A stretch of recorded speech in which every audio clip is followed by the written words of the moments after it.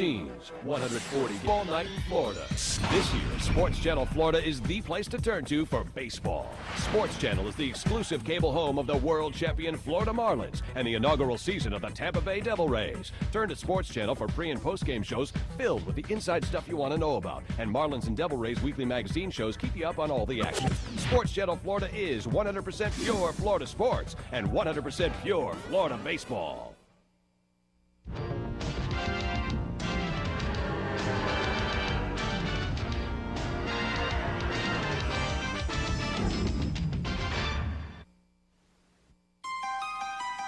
With the All-Star break behind him, Devil Rays skipper Larry Rothschild begins the second half with an eye toward mixing the veteran presence and performance on the Rays roster with evaluating the emerging youth, the likes of speedy outfielder Randy Winn. All begins tonight versus Derek Jeter and the New York Yankees on Baseball Night in Florida.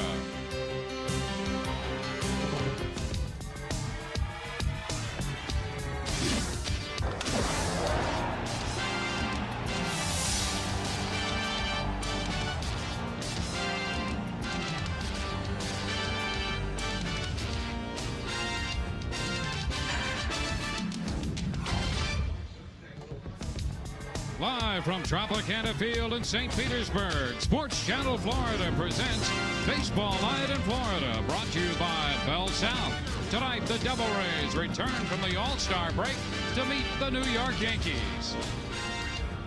Hi again, everybody, and welcome inside Tropicana Field with Joe McGrain. I'm Dwayne Statz. Great to have you with us tonight for the first game of this four-game series against the New York Yankees. Well, the first half is complete, and Joe, as we look toward the second half, one of the impressions we get, we're going to see a lot more of the Devil Ray youth, but that does not mean we can forget about the veterans, and Fred McGriff can still play a major role in this ball club's fortune. Well, you would also think from the type of first half that Freddie McGriff had through his career numbers where he is underneath that there is a lot more to happen for him in a positive way in the second half of the season. He certainly just doesn't forget how to do things, and he's always driven in a lot of runs and hit well with runners in scoring position. So you don't think that they're going to be able to hold Freddie down much longer, and he's really started to show some life the last couple of weeks, really having some good hacks up at the plate. The first half of the New York Yankees has been nothing but a positive. They are on a record-setting pace. One of the biggest positives in this lineup is Paul O'Neill. You know, you think Paul O'Neill, when he comes over from the National League where he was a dead high ball hitter, he's really transformed, had a chance to work with Lou Piniella in Cincinnati, and it was a big watershed experience for him in his career because he's not only went from a guy with just some power, but somebody who hits for an outstanding average. And we said before in the pregame, he gets a lot of opportunities with the guys in front of him, and he loves to hit the fastball coming over from the National League, and that's usually what he's going to get with runners in scoring position. And our pitching matchup tonight, a right-hander and a left-hander as we check it for Southwest Airlines. The matchup, Bryan Rekar making his debut for the Tampa Bay Devil Rays. Andy Pettitte, the left-hander, on the mound for the Yankees. He comes in with a record of 10-5. We'll be back with all the action as the Devil Rays take on the New York Yankees following this. Tampa Bay Devil Rays baseball on Sports Channel. It's being brought to you in part by Bell South and its international family of companies. By Genuine Chevrolet, the cars more Americans trust. By Hoover, nobody gets the dirt like Hoover, nobody. By the United States Postal Service, nobody delivers like the USPS. By Brewery Fresh Budweiser, the official beer of Major League Baseball. By the Discover Card, the card that pays you back with a cashback bonus. And by Southwest Airlines, with fares so low you have the freedom to go places and do things you never thought possible.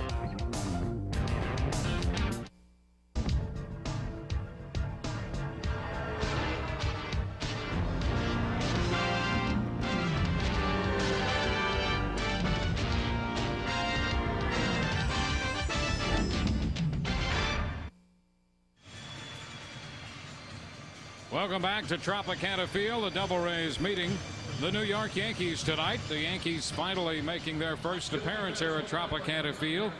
They are the last American League club to come calling on the Devil Rays. And we'll take a look at the Bell South starting lineup for New York. Chuck Knobloch leads off, followed by Jeter at shortstop. O'Neill in right field will hit third. Tito Martinez in the cleanup spot, followed by Tim Raines. Harold Strawberry is the designated hitter. Chad Curtis in center with Scott Brocious at third, and Joe Girardi, the veteran catcher, hits ninth for New York. Devil Rays defensive setup. They'll go Kelly, Wynn, McCracken, Smith, Stocker, Cairo, and McGriff around the infield with Flaherty behind the plate. And Bryan Rekar on the mound. Bryan Rekar making his first major league start of the year. He was on the disabled list to this point with a lower back strain or back spasms, and coming over from Colorado. Those are the numbers from last year. The thing we can expect with Bryan Rekar, has a very good arm. He'll get it up there around 92 to 94. He has a good sinker, slider, basic type stuff. But one thing you can count on in making his first start against the New York Yankees and his first start of the year, that he'll have some butterflies to deal with and get acclimated in the first couple of innings, and it'll basically up to him as to how quick he'll be able to make that adjustment. And the umpires, John Shulock will be calling the balls and strikes with Al Clark at first, Rocky Rowe the umpire at second, and Jim McKeon the umpire down the third base side. So Larry Rothschild sends Bryan Rekar out here, making his first major league start in over a year. Larry hopes to have that rotation settled, and he hopes Rekar can be one of those starters. Ideally, he would look at Rolando Araujo, with Wilson Alvarez returning to action, Tony Saunders and Bryan Rekar as the top 4 starting pitchers, and then the 5th man would possibly be Julio Santana. First pitch delivered by the U.S. Postal Service, and Chuck Knobloch takes it too low, ball 1. This game is underway. Knobloch followed by Jeter and O'Neill. And that's in there for a strike. So the count goes to 1 ball and 1 strike. Speaking with Larry Rothschild, he said, as we get a look at Joe Torre, still trying to figure out the ground rules here at Tropicana. That's a strike to Knobloch, and Rekar has the jump on him, 1-2. One thing that Larry Rothschild did say about Bryan Rekar, that the reports from the minor leagues and his rehab starts, his stuff was outstanding. Great late movement into the low 90s. He gets in on Knobloch, and he bounces it foul. That's a great indication right there at 92 miles an hour. A sinker in on the fists of Chuck Knobloch. Also on the pitch before that. If he's going to be able to expand the strike zone on the inner half of the plate, especially with these Yankee right-handed hitters, that could really take a lot of steam out of them. And the pitch is fouled back. So the count is still a ball and 2 strikes. Well, in the New York Yankees, Rekar goes up against a club second in the league in runs scored, only to the Texas Rangers. The Yankees have scored 484 runs this year for Joe Torre.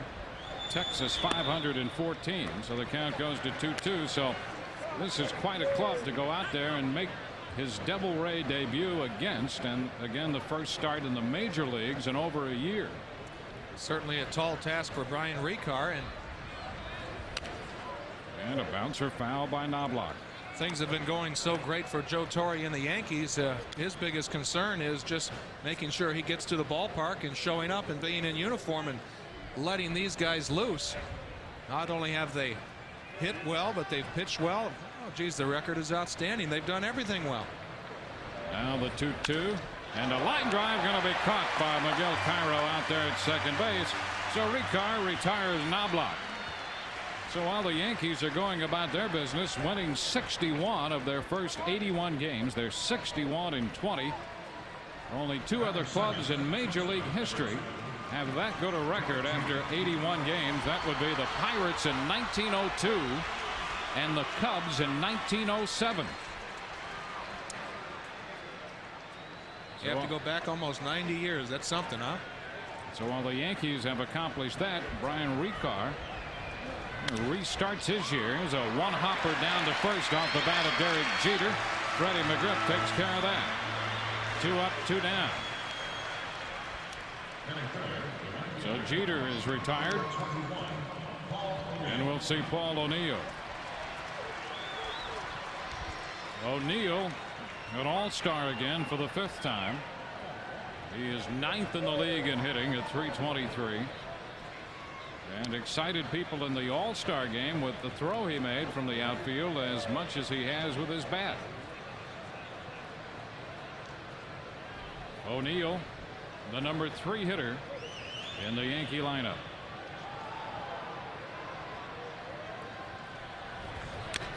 And a swing and a foul ball right at the feet of John Flaherty.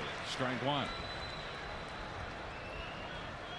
One thing about Bryan Rekar, because of his experience in pitching in Colorado, and we know what that can do to pitchers' ERAs there, is it's really taught him a lot about keeping the ball down in the strike zone, not only with the fastball but with all of your pitches. You have to do a lot more things mechanically right to hit the ball down around knee high than up around the thighs or the belt. So you can believe that he definitely knows about that, and that's certainly a great plan of attack when facing these New York Yankees. This one is upstairs from Rekar, moves the count to 2 balls and a strike.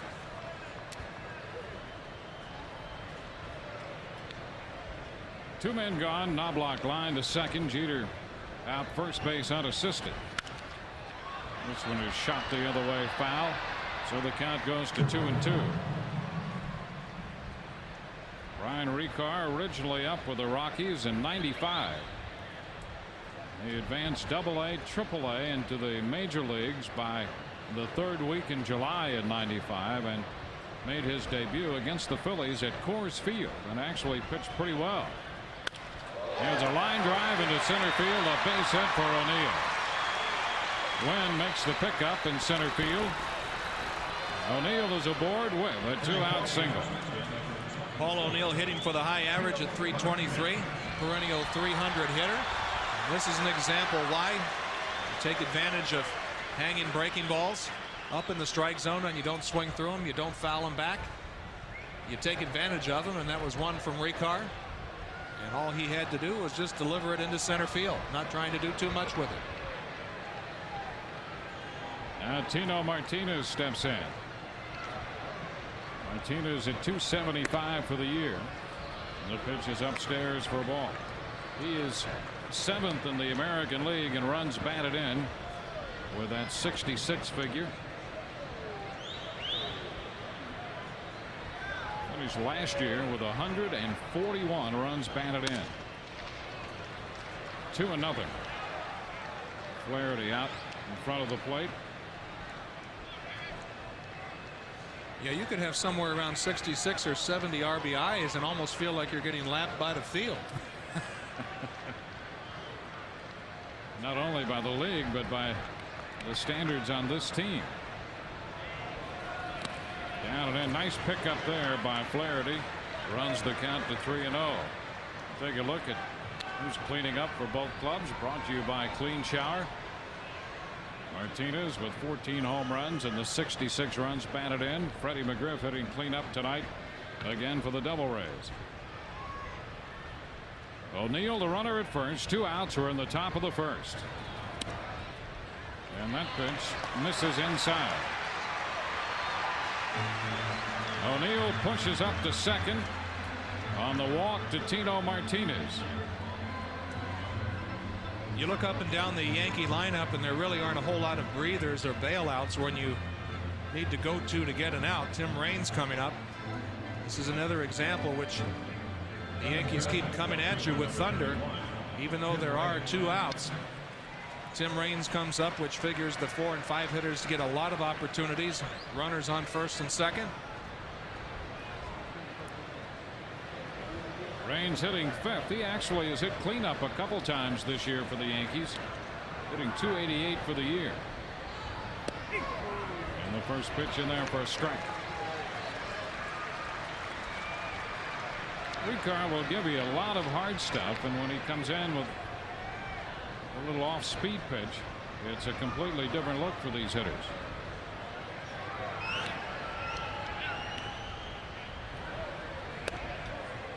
He's down with this one, 1-1.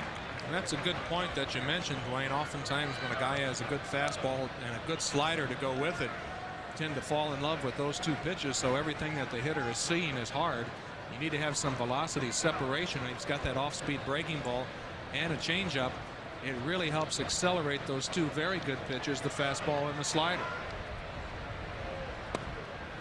He's down to Raines on this pitch. I don't care if you throw 95 miles an hour, but if you're throwing it almost exclusively, it's going to lose some of its shock value. You overexpose that, and when you can sprinkle it in with a changeup or a splitter or some type of off-speed pitch, it really makes it look a lot faster. 2-1 ground ball off Rekar's glove, and everybody's going to be safe. Rekar made a stab at it with his glove hand and deflected the ball, and after he scrambled there, everybody was safe. A play nowhere, and the bases are loaded.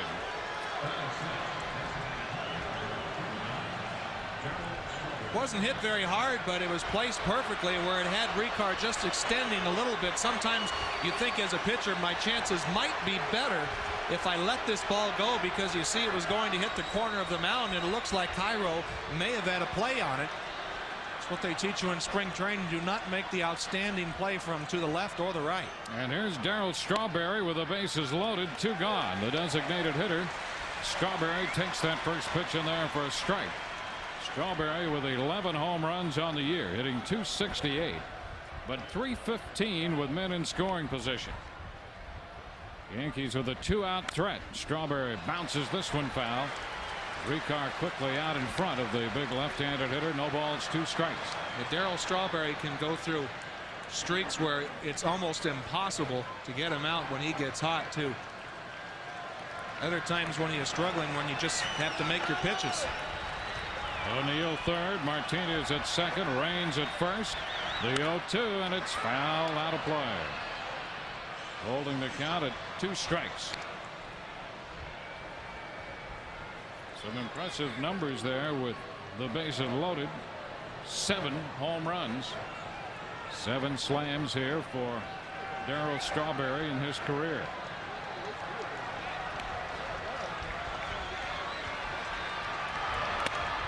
Rekar comes inside and misses in there. 1 ball, 2 strikes. There's a good pitch that just barely missed. He can get some mileage out of this pitch, because Strawberry, if he thinks now, he may be thinking along with Rekar to go away, to come right back inside. The 1-2. Swung on, fly ball, center field. Randy Wynn is there with a lot of room and makes the catch to retire the side. We'll go into the bottom of the first. No score. Welcome back to the Trop. The Devil Rays coming in to hit in the bottom of the first inning, facing a left-hander tonight, and Andy Pettitte. Tonight's Bell South starting lineups. Randy Wynn leads off, followed by Quentin McCracken. Bobby Smith in the third spot. McGriff hitting cleanup. Bubba Trammell back from Durham is the designated hitter with Kelly and right. John Flaherty does the catching. Stocker at short. Cairo at second to round out Larry Rothschild's lineup tonight. Defensively for New York, Raines, Curtis, and O'Neill in the outfield. Martinez, Knobloch, Jeter, and Brocious around the infield, with Joe Girardi doing the catching. Andy Pettitte on the mound. We talked about how well the Yankees have been hitting. Here's another example of how well they have been pitching. One thing that these right-handed hitters can be rest assured when facing Andy Pettitte, you'll see a lot of fastballs on the inner half of the plate. He loves to pitch inside on right-handers with that cut fastball, and not only can he come in on the hands to the right-handers, he can also backdoor it. That cut fastball really made his career.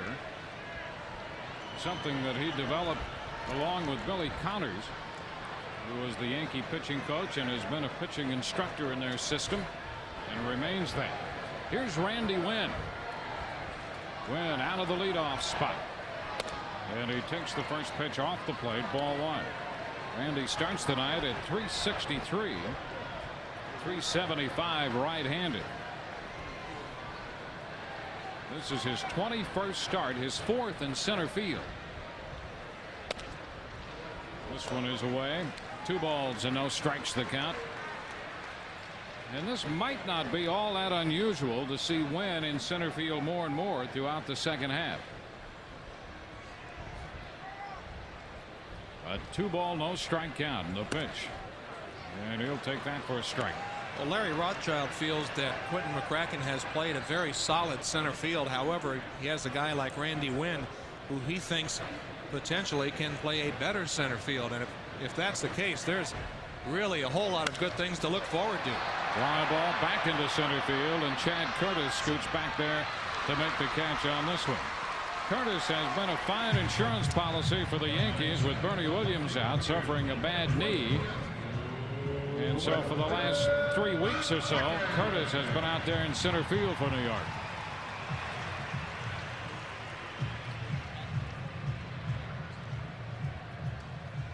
One gone with the bases empty, and Quentin McCracken will hit.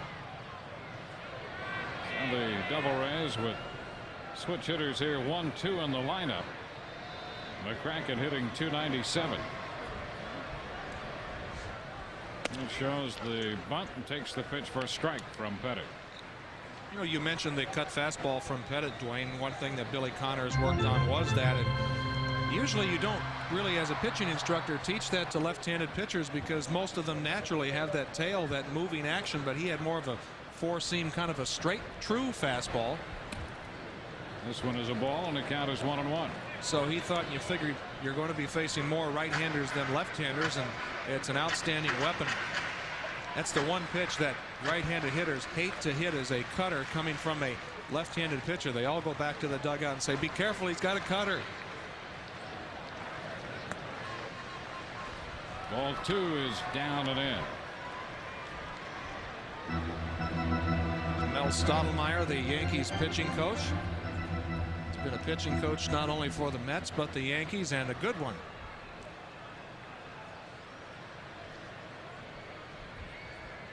The 2-1 delivery upstairs. The count runs to 3 balls and a strike. If Pettitte has had one part of his game that he's been a little concerned about, it would be his walk total. I think he is among the top 10 in the American League in walks allowed. And he throws a strike to McCracken to take the count all the way to 3-2. Well, from watching Pettitte, and he has had a lot of success in his short big league career, he doesn't like to throw a lot of balls in the middle of the plate, so as a result is going to try to nibble on the outside corner from time to time and get behind into some counts. And plus he's 6'5", and there's a lot of moving parts, and it's tough to keep that motion all in one piece at all times. 3-2, and a sharply hit ground ball through the middle and into center field. McCracken aboard with hit number 104 of the season for Quentin McCracken. When you try to ready yourself to hit the cut fastball as a right-handed hitter, you have to tell yourself to pull your hands in and to not get them out over the plate. McCracken is ready for that, although this ball has a little more plate than Pettitte would like. His hands stay in. He stays inside the ball, which put him in a good environment to hit that pitch up the middle. So the Devil Rays have a base runner with one out here in the first. McCracken at first base with good speed. Bobby Smith steps into the batter's box. You can't take many liberties with Pettitte out there on the mound if you're a base runner. The pitch to Bobby Smith is low, ball 1. Yeah, I think that's one thing that Billy Hatcher is going to tell every Devil Ray when they reach first base is be careful. Don't get caught in no man's land and have a little bit of a shorter lead, and make sure that he goes to the plate, because he has an outstanding move, and he cheats a little bit because he kind of walks on that fine line of the balk call. And a toss over there to first base. McCracken is back in.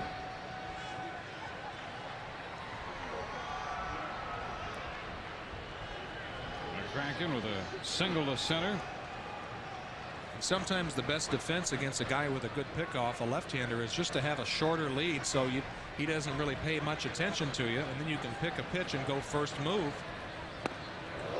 Wave and a miss. Big cut by Bobby Smith, 1-1.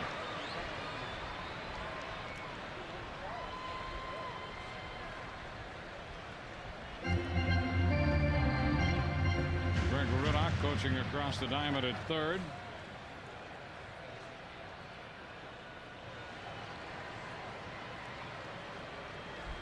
And McCracken stretches out the lead a little bit at first base. And Pettitte goes over there. Quentin back in. Well, that's not Pettitte's good move. He'll show you a couple of what you would call garbage moves to lull you into a false sense of security. And all of a sudden has that body language and everything like he's going to the plate and looks focused on going to the plate. Next thing you know, the ball's waiting in the glove over at first base. And Smith trying to check that pitch. is strike two, and he's behind in the count 1-2.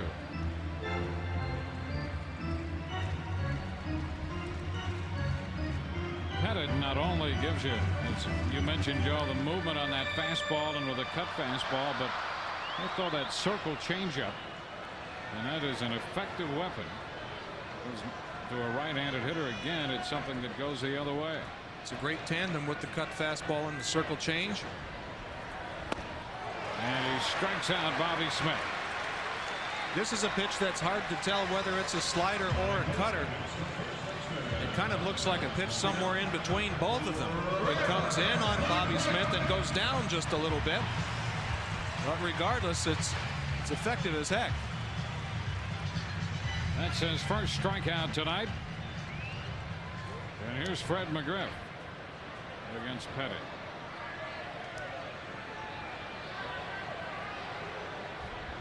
Yankees left the bases loaded in the top of the first.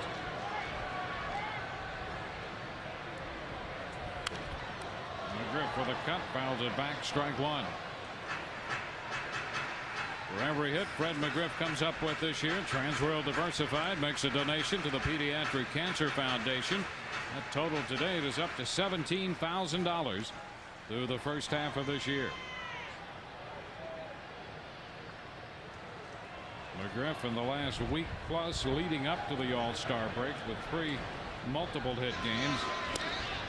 He got off to that fast start, and then his power deserted him for a better part of a month, showing some signs at the end of the first half of coming back a little bit at the plate.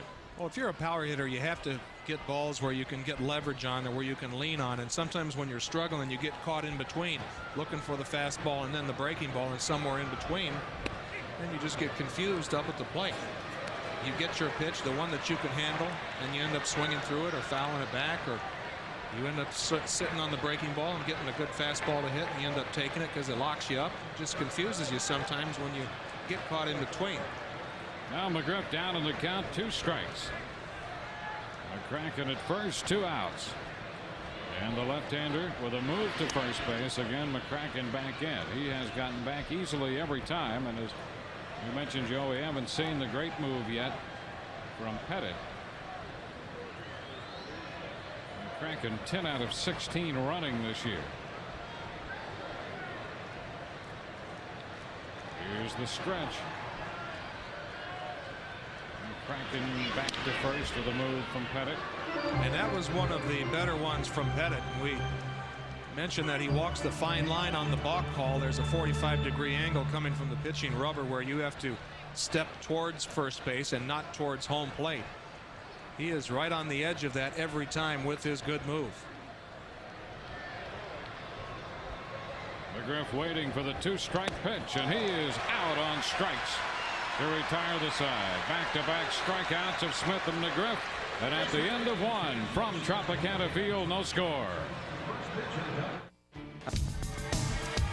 Tampa Bay Devil Rays baseball on Sports Channel, brought to you in part by the new Dodge. See the friendly Dodge dealer near you. And by Clean Shower. You'll never clean your shower again, and the people at Clean Shower guarantee it. Devil Rays and the Yankees, first game of a 4-game series.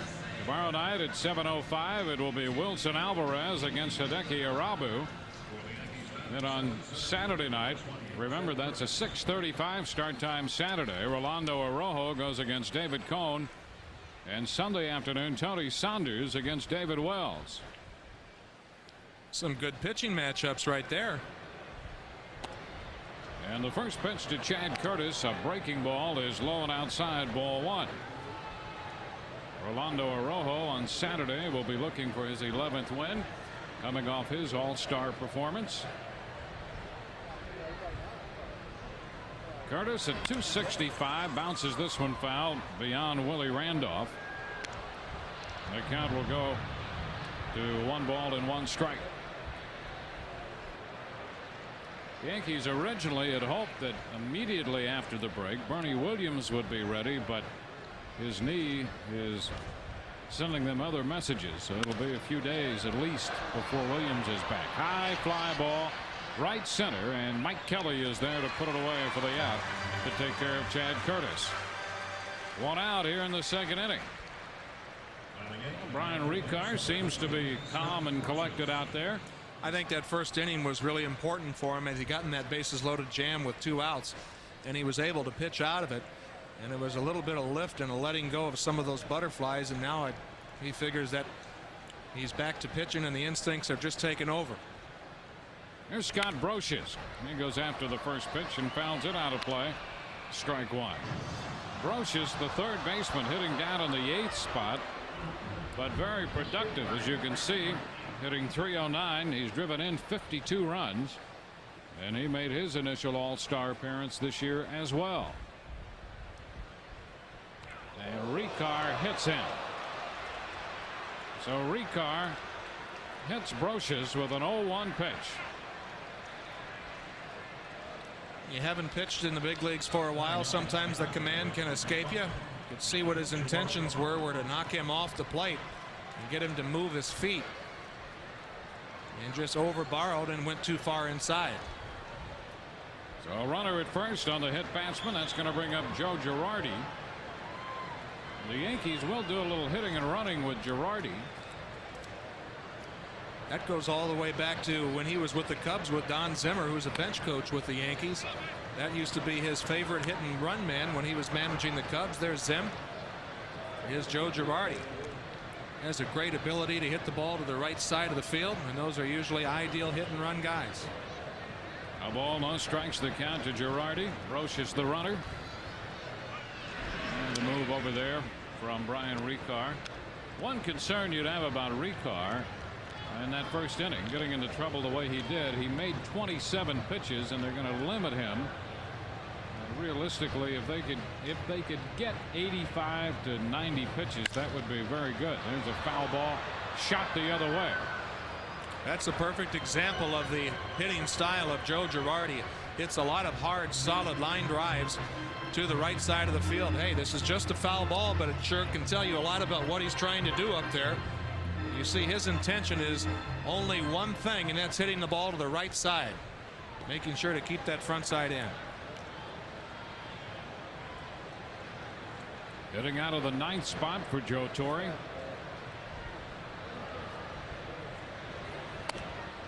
Low and away. 2 balls, 1 strike.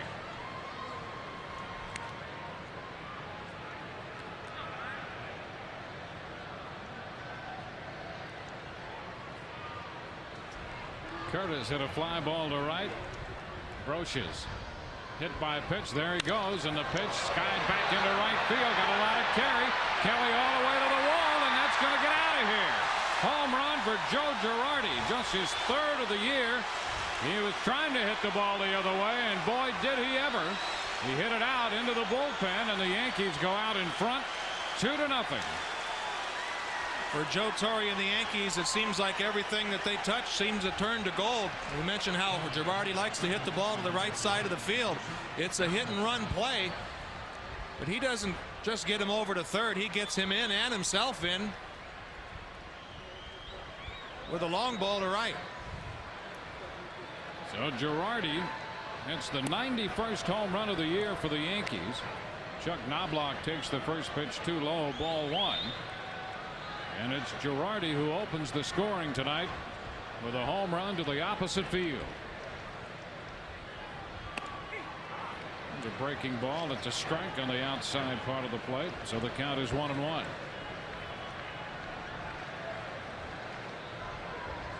Knobloch lined to second his first time facing Bryan Rekar. And a ground ball, 1 big hop to Cairo at second this time. He'll take care of that with a toss to McGriff. 2 outs in the top of the second inning.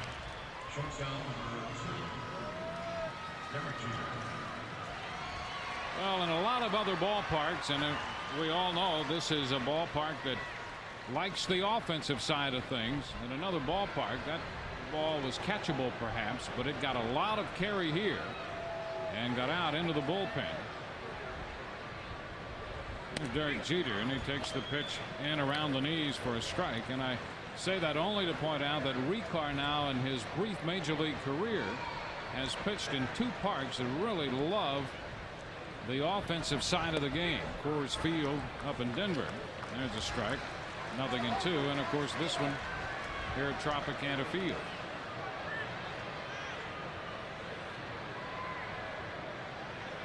Now the 0-2 and a big bouncing ball, third, charged by Smith. He gets rid of it quickly, and a nice play by Bobby Smith to retire the side. 2-run score on the Girardi homer. Bottom of the second coming. 2-0 New York. Yankees out in front, 2-0 on the home run by Joe Girardi. As we head into the bottom of the second inning, we'll take a look at who's playing around Major League Baseball tonight. Brought to you by the new Dodge. Twins and the Indians. Tigers home against the Blue Jays. Orioles and the Red Sox. Royals at Chicago. The Angels and the Mariners out in Seattle tonight.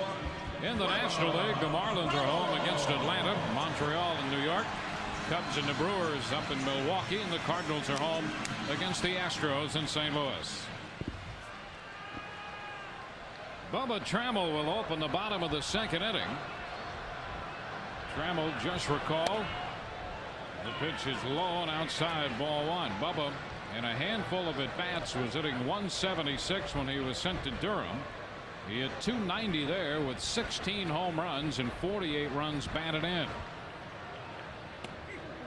The pitch started wide and broke over for a called strike. The count is 1-1. One of the things Trammell hoped to accomplish at Durham was to hit the ball to all fields, try to shorten his stroke a little bit.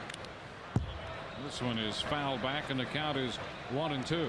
Well, that was an example right there of the changeup of Pettitte, and you saw Trammell, that's the pitch that gave him a lot of difficulty when he was here early in the year. You could see that he's still a little bit out front, but the hands are a little further back, so he's in a little bit better position.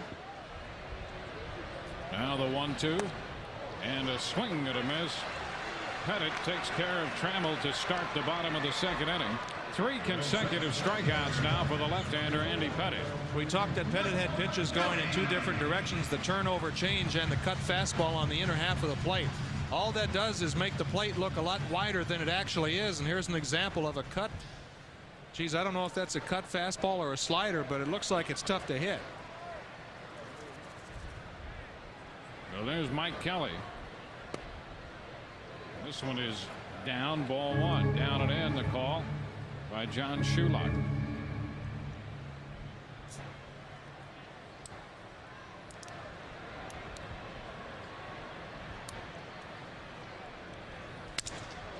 He got this one in on him and pops him up. Out from shortstop Jeter in short left field, and he'll take care of that pop off the bat of Mike Kelly. And boy, that's a tough combination that you mentioned, Joe, and we could see right there, if a hitter's mindful of that pitch away, he got that in a hurry here on Kelly.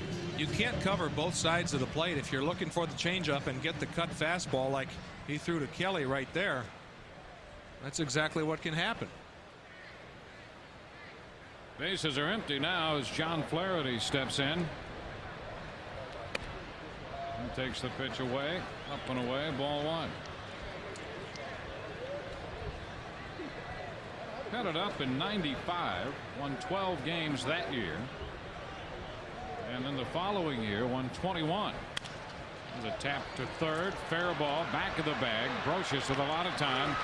Makes the play to Martinez to retire the side. We've gone through 2-0 New York.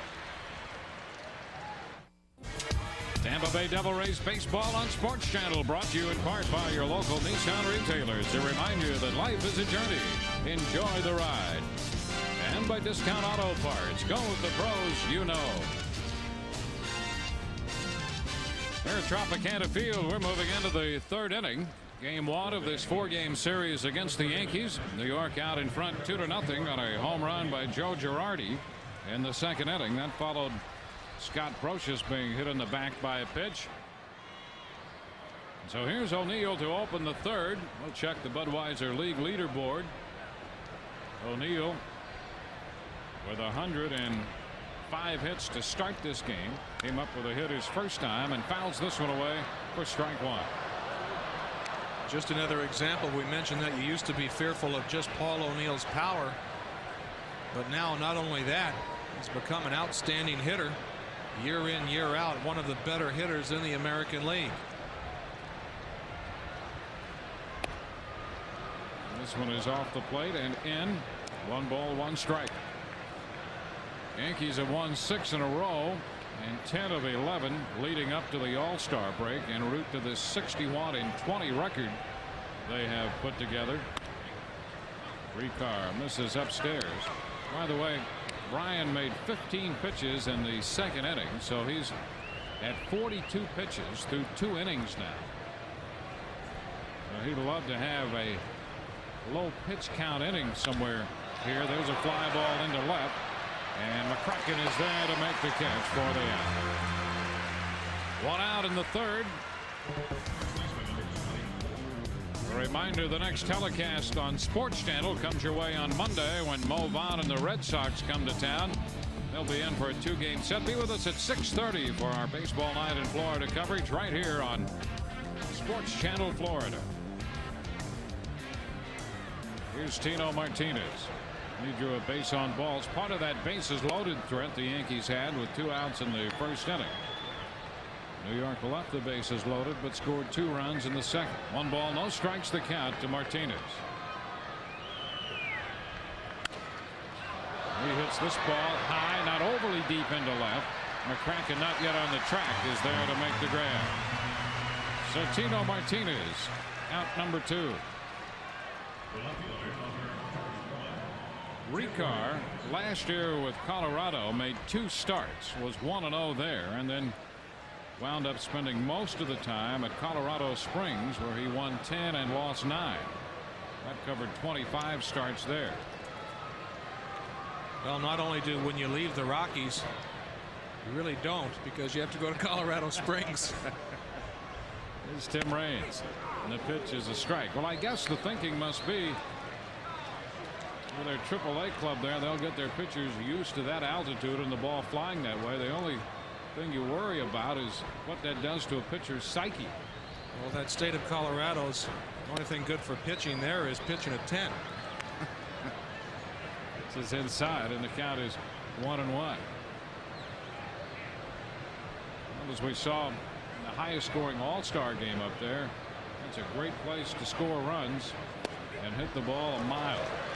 1 ball, 2 strikes. And if you're pitching there, I would think, Joe, you just have to assume that you're going to tack on an extra run or so on that ERA and figure, hey, that's normal, and figure that your club's going to maybe score as many runs as the other team and keep pitching. You have to win those 9-7 games. Back to the mound, and Rekar with a flip to first, and he's got one of those low pitch count innings. Bottom of the 3rd coming. 2-0 New York. Bottom of the 3rd coming. Double raised down to the Yankees by a couple here. It's a 2-0 ball game. Yankees in for 4, and then the Red Sox come calling. Tickets available by calling 898-RAYS or 282-RAYS. Always available here at the ballpark at Tropicana Field at the box office. Nomar Garcia-Parra, Mo Vaughn, and the Red Sox in town for just a 2-game set. By the way, for the remainder of this series, Saturday is nearly a sellout, but tickets remain for all 3 of the remaining games.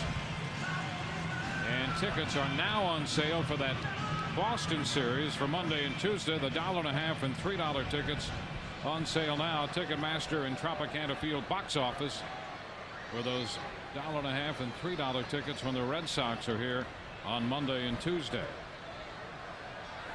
Kevin Stocker leads off the bottom of the 3rd. Stocker hitting .220. Ground ball, shortstop. Jeter in front of it, scoops and throws, and he makes a nice play on that ball hit by Kevin Stocker. Just a routine play in appearance, but too many shortstops in the league. Kevin Stocker is one of them that can just go back like that and flat-footed just wing it over to first and basically have the ball outrun the runner. Garcia-Parra is another guy who does this very well. See, he's back on his heels a little bit, just gathers it and routines it over there like a shot.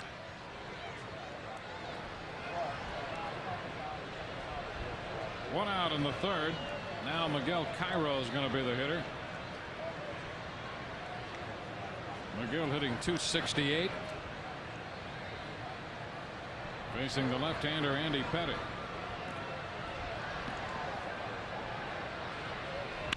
He shoots this one into right, and that ball's going to be in there for a base hit. That's vintage Miguel Cairo there to take the ball the other way, line it into right for a single. And it's a great approach when you're facing a guy like Andy Pettitte, when you're going to see a lot of balls on the inside part of the plate. Cairo has the good inside-out stroke. Does a perfect job of taking advantage of a pitch that looks to be a little bit middle in. You see him with the Ty Cobb style hitting grip.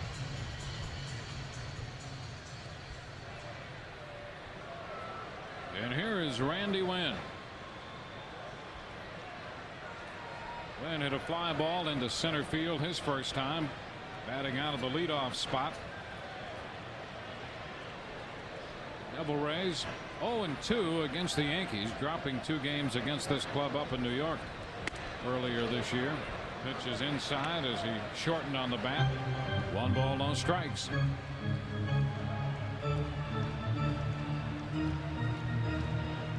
Devil Rays had a base runner in the first, McCracken. He was left off board. Now they have Cairo at first with 1 out here in the bottom of inning 3.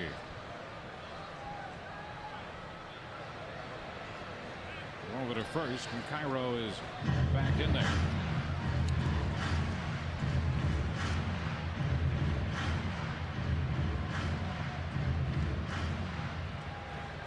You would figure before the year is out that stolen base breakdown would be better for Miguel Cairo. Although, as we mentioned, when McCracken was aboard in the first, Pettitte's a tough guy to run on. And there's a move. Just did get back in. Boy, he was almost caught in between that time off first base, and Cairo managed to get his foot to the back of the bag.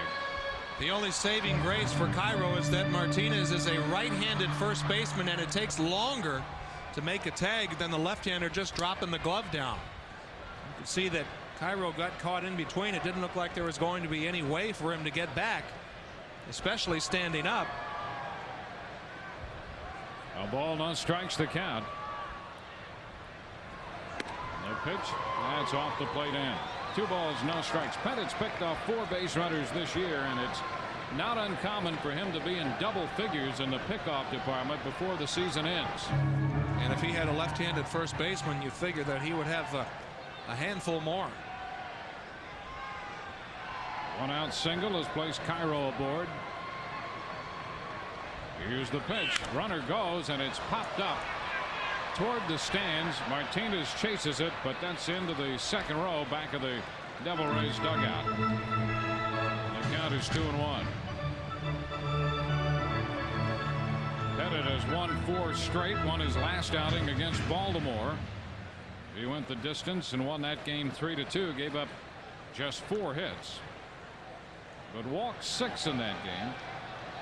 And that's at least the 3rd time he's done that. He walked as many as 7 in a game back at the end of May against the White Sox on the road in Chicago, and walked 6 in one other outing against the Tigers. Swing and a miss.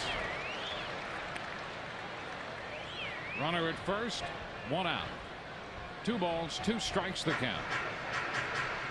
That pitch was a slider cut fastball down and in that Randy Wynn swung through, and we haven't seen a right-handed hitter in the Rays lineup have a good swing at that pitch.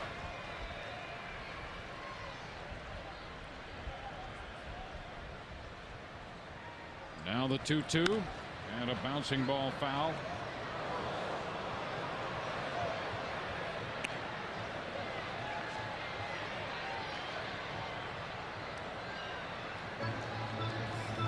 The leadoff spot. He was hitting .285 when he was recalled, and has really made an impression on the Devil Rays with his speed. He started in all 3 outfield positions, in center field tonight. Just a piece of that one, or no, that's a swing and a miss. He's out of there on strikes, even though the ball got away, first base occupied. So Miguel Cairo will advance to second at his own risk. And Wynn called out by John Shulock, but now Al Clark comes down and confers with Shulock, and let's see if everything's squared away here. Nope, Cairo was breaking, I think, and that ball was eventually picked up by the ball boy as Cairo went down to second, and I think they're going to make him go back to first because the ball was picked up by the ball boy. Larry Rothschild is out now, and John Shulock is explaining the situation to him. Well, you would think that if the ball goes to the screen, regardless if it was picked up by the ball boy, that he would easily been able to make it to second base. But I think this pitch actually hits Randy Winn. It looked like it hit Randy Winn, and he swung at it at the same time. That's how much that cut fastball is. There's the ball boy ready to pounce on it. From that angle, it almost looked like it hit him when he swung. So Cairo is still at first, and Winn is out on strikes.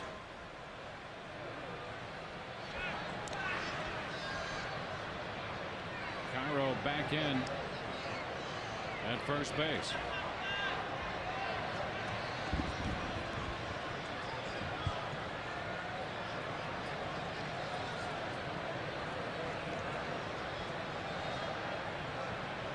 Here's McCracken. Now the runner breaks. The pitch is down. The throw is not in time. So Cairo winds up stealing that base anyway.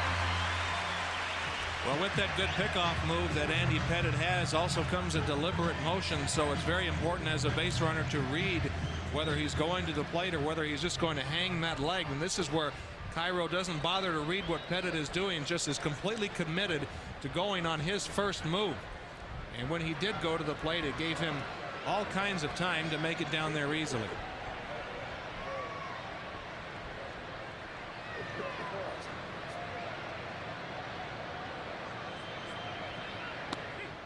This pitch is in there for a strike to McCracken.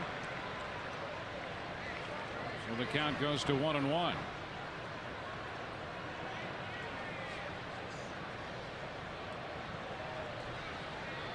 So Stocker grounded out. Cairo singled. Winn struck out. Cairo has stolen second base. The pitch is low and outside to McCracken, so the count goes to 2-1. For the first time in this game, the Devil Rays have a man in scoring position.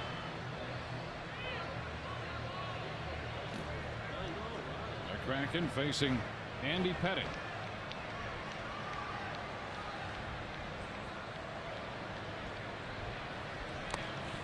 Down and in. The count runs to 3 balls and a strike. Bobby Smith would be next. He's on deck. He had a tough time with Pettitte back in the first inning. He's been as good as the Devil Rays have had with men in scoring position, though. Here's the stretch. And the 3-1 pitch. Swung on and a tap toward short. Charged by Jeter. Up to the ball. Throw to first in time to retire the side. Devil Rays pick up a hit. Leave a man through 3. 2-0 New York.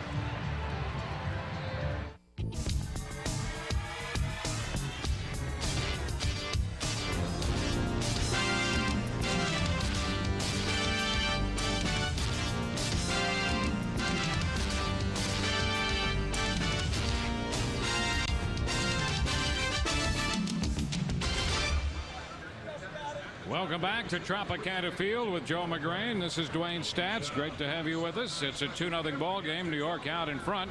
Today in Major League Baseball is brought to you by Publix. In 1948, the Indians pitcher Satchel Paige played in his first Major League game for the Cleveland Indians on this date in 1948.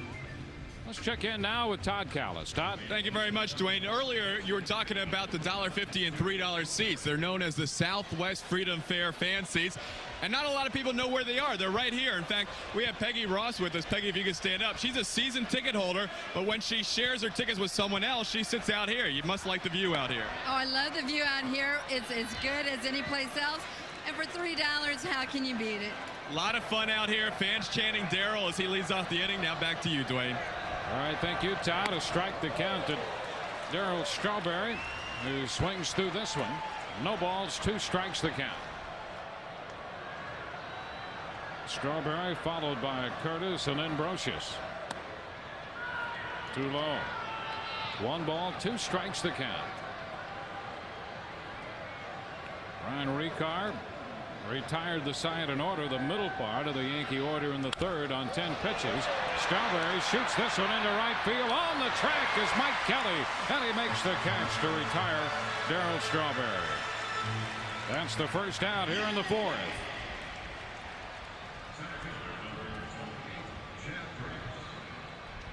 One gone with the bases empty. That's going to bring up Chad Curtis. Curtis hit a fly ball to Kelly in right field his first time. He continues to fill in center field for Bernie Williams. Curtis goes straight away to center field. Back on the track is Randy Wynn, and he makes the catch for out number 2. So Curtis jumped on the first pitch. 2 up, 2 down. The Sunday Sports Channel drops the puck early with 30 minutes of hard-hitting hockey action. Tune in at noon for Panthers Weekly Summer Edition. Preseason look at the Florida Panthers. Catch it every Sunday at noon exclusively on Sports Channel Florida. 2 outs. Here's Scott Brocious. The pitch is low and outside. Ball 1.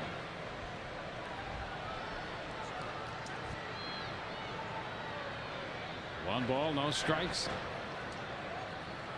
Ground ball by the mound to second. Cairo up with it. Nice flip to McGriff. Another 1-2-3 inning. Bottom of inning 4 coming. 2-0 New York. Tampa Bay Devil Rays baseball on Sports Channel, brought to you in part by Gatorade Thirst Quencher. You don't have to live thirsty. Life is a sport. Drink it up. We're headed into the bottom of the 4th inning with the Yankees leading the Devil Rays here 2-0. Bobby Smith will lead off against the left-hander Andy Pettitte. Number 3 hitter Smith, followed by Fred McGriff, and then Bubba Trammell against Pettitte. A lot of these guys facing Pettitte the second time around, and sometimes when you have a pitcher who has a pitch that is really coming in off you or in towards you, in on the hand, sometimes you'll make subtle adjustments throughout the course of the game by perhaps moving off the plate a little bit, which actually brings the barrel of the ball, or the barrel of the bat, closer to the ball. So we'll see how it goes for the Devil Rays here in the 4th inning. Smith, a strikeout victim his first time.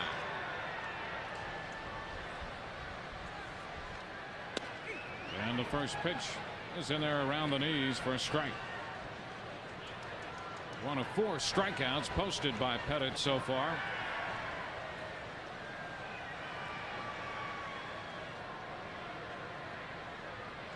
The left-hander to the plate.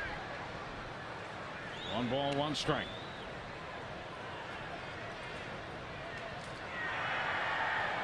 Devil Rays and the Yankees again tomorrow night when Wilson Alvarez comes off the disabled list to make the start against Hideki Irabu. Wave and a miss, and the count goes to 1-2.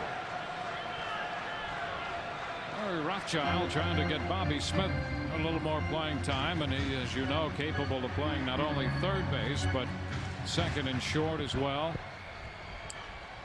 And not impossible to think of him playing first base on occasion. And out of that DH role. A ball, 2 strikes the count. This is his 40th start of the year for Bobby Smith.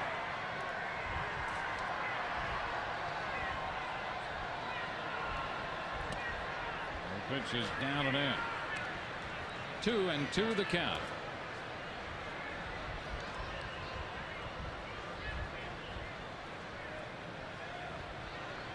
Yankees scored both their runs in the second inning. They came on a home run by Joe Girardi.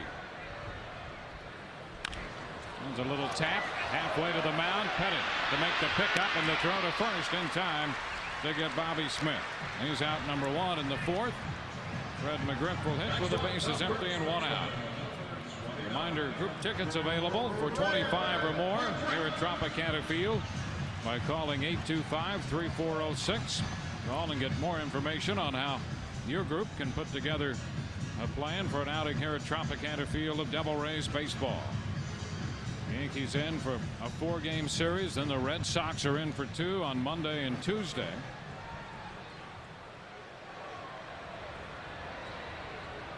Tomorrow is Devil Rays baseball cap night, courtesy of Anheuser-Busch. The first 20,000 fans, 21 or over, receive a Devil Rays baseball cap. Freddie McGriff takes a strike.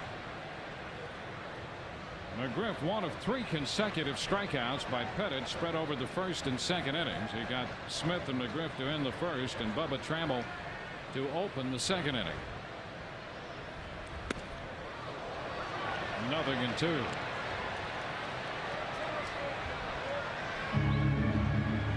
Devil Rays had Cairo at second, left him there in the third. That's the only scoring opportunity they've had so far tonight.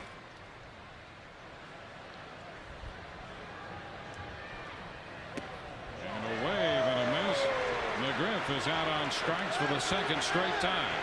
That's 5 strikeouts for Pettitte.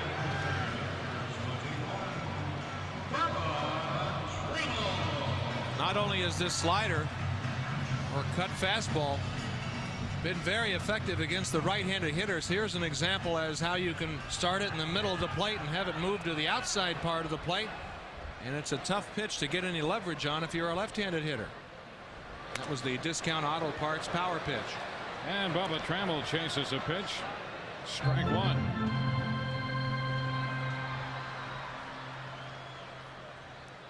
Pettitte struck him out in the second inning. Got ahead using the changeup.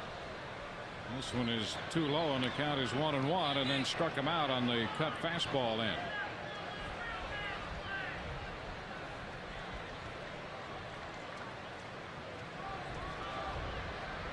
The left-hander set to go to work. Trammell hits it on the ground, and that's going to go through. A base hit into left for Bubba Trammell. Trammell picks up his first hit. He's 1 for 2 tonight. A 2-out single in the fourth. And for the Devil Rays, hit number 3. One thing about Bubba Trammell is he's prone to streakiness, but he's also very strong. A good cut fastball in on his hands. He's strong enough to get it between 2 outstanding fielders in Brocious and Jeter. So Bubba Trammell is aboard as Mike Kelly prepares to step into the batter's box. Trammell with the 1 for 2 tonight, his average up to 211. Here's the stretch by Pettitte and a move over there. Trammell back in. Trammell has to be careful with Pettitte, particularly since he's not exactly a base stealing threat. He's aboard on a 2-out single. The pitch is upstairs, ball 1. And with that delivery, Bubba had the right idea. He was already headed back to first. Always keep that body weight leaning a little bit towards first base when facing a guy like Andy Pettitte, especially, as you mentioned, when you're not a base stealing threat. A ball, no strikes, the count to Kelly.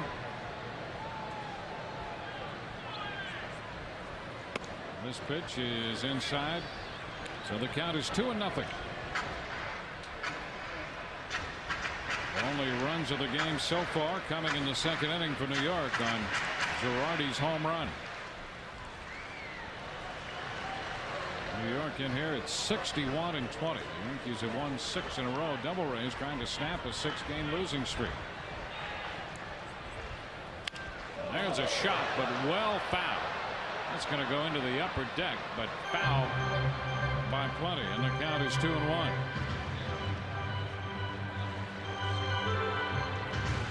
Bobby Smith out pitcher first. McGriff struck out on 3 pitches before Trammell came up with a base hit, shot it through the hole between short and third.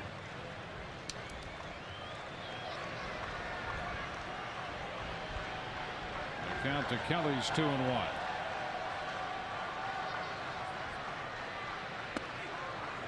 That's in at the knees to square the count at 2 balls, 2 strikes. Pettitte, left-hander out of Deer Park, Texas.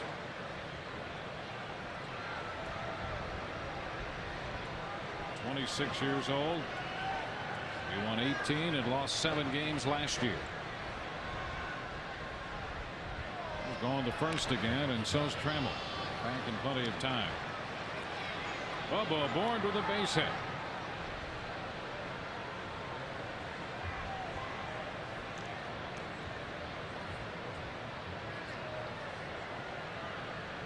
Now Pettitte.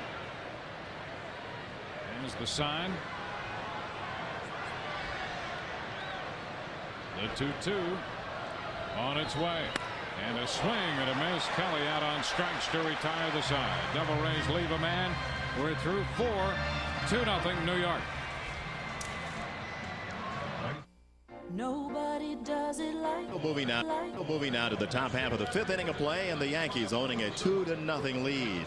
Hello again, everybody. I'm Paul Olden with Joe McGrain. Welcome to the second half of the season. And Bryan Rekar starts off very well now. After the 2-run home run, he has really settled down. Well, you have to figure that he was under some mental fatigue starting his first big league start this year. So he's done a good job spreading it around, not only with the fly balls but the ground balls, but got what he needed badly in the last half inning. A very short number of pitches in the last half inning. Girardi goes after the first one and hits it foul. Joe blasting a 2-run home run in the second inning of play on a hit-and-run swing. And here it is.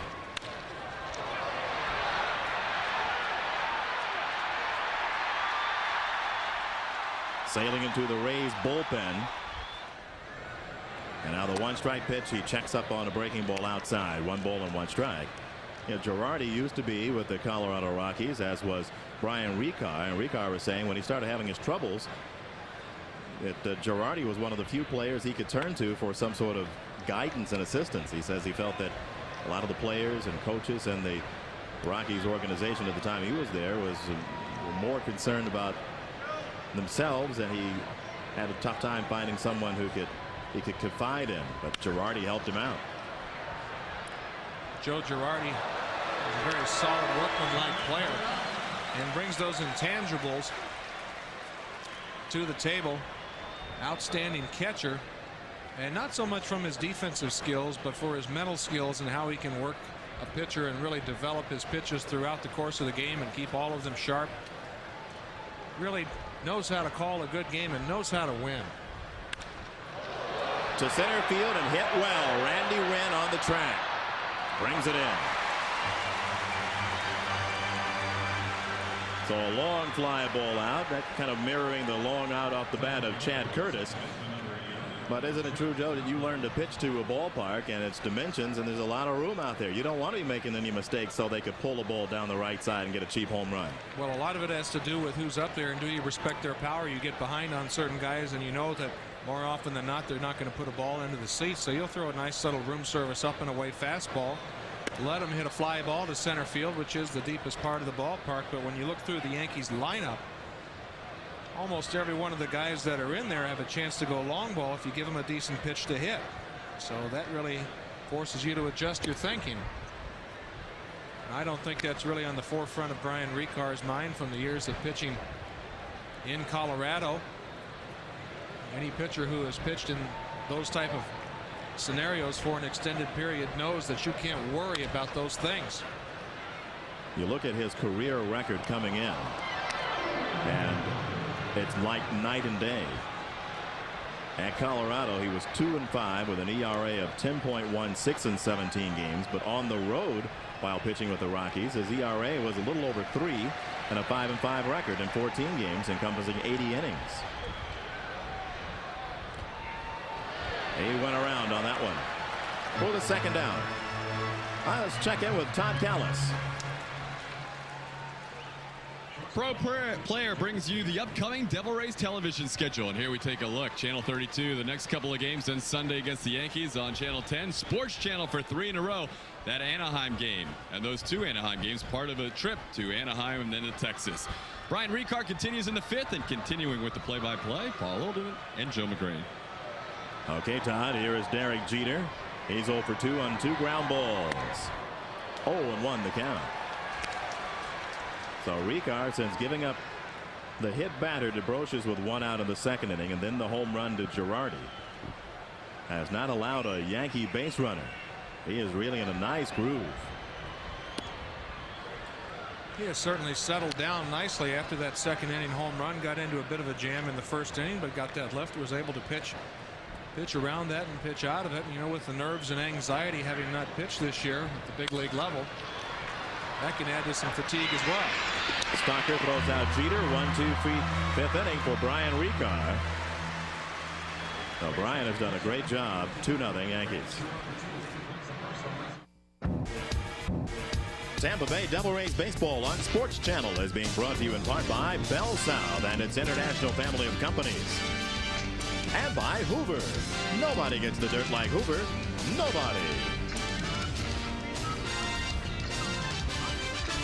Nice crowd out here at Tropicana Field. It was banner night. Well, still is banner night. And there's one. Devil Rays versus Yankees on Sports Channel. I believe that was close to being the grand prize winner.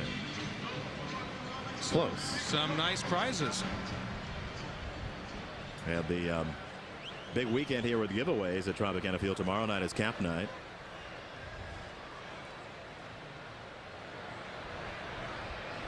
John Flaherty stands in. The ground ball to third base, his only time up.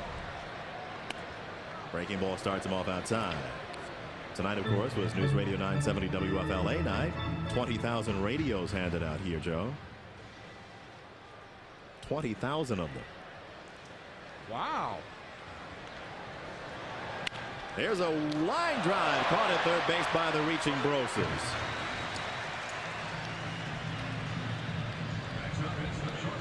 Scott Brocious having an outstanding year up at the plate. This is the reason why he was acquired by the New York Yankees, for his stability at third base. Good, consistent glove man. Here's another example why. Let's make that our Quaker State slick replay. Absolutely. The Brocious having a big year after having a tough year in Oakland last season.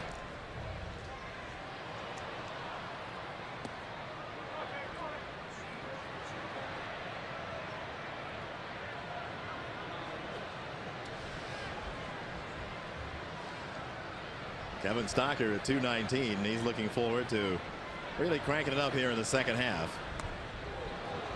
You look at his career record, Joe, 237 in the 1st half, and after the All-Star break, a 283 hitter. Kevin Stocker. You'd think from both sides of the plate that it's pretty indicative of his short stroke, and really seems to flourish in the 2nd half. If you ask him why, he said he really doesn't have much of an answer. 2 balls and no strikes the count to Kevin. And Andy Pettitte on the hill. Andy is going after his 11th win of the year.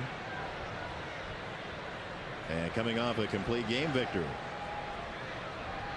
Nice easy motion, and then he explodes there at the plate.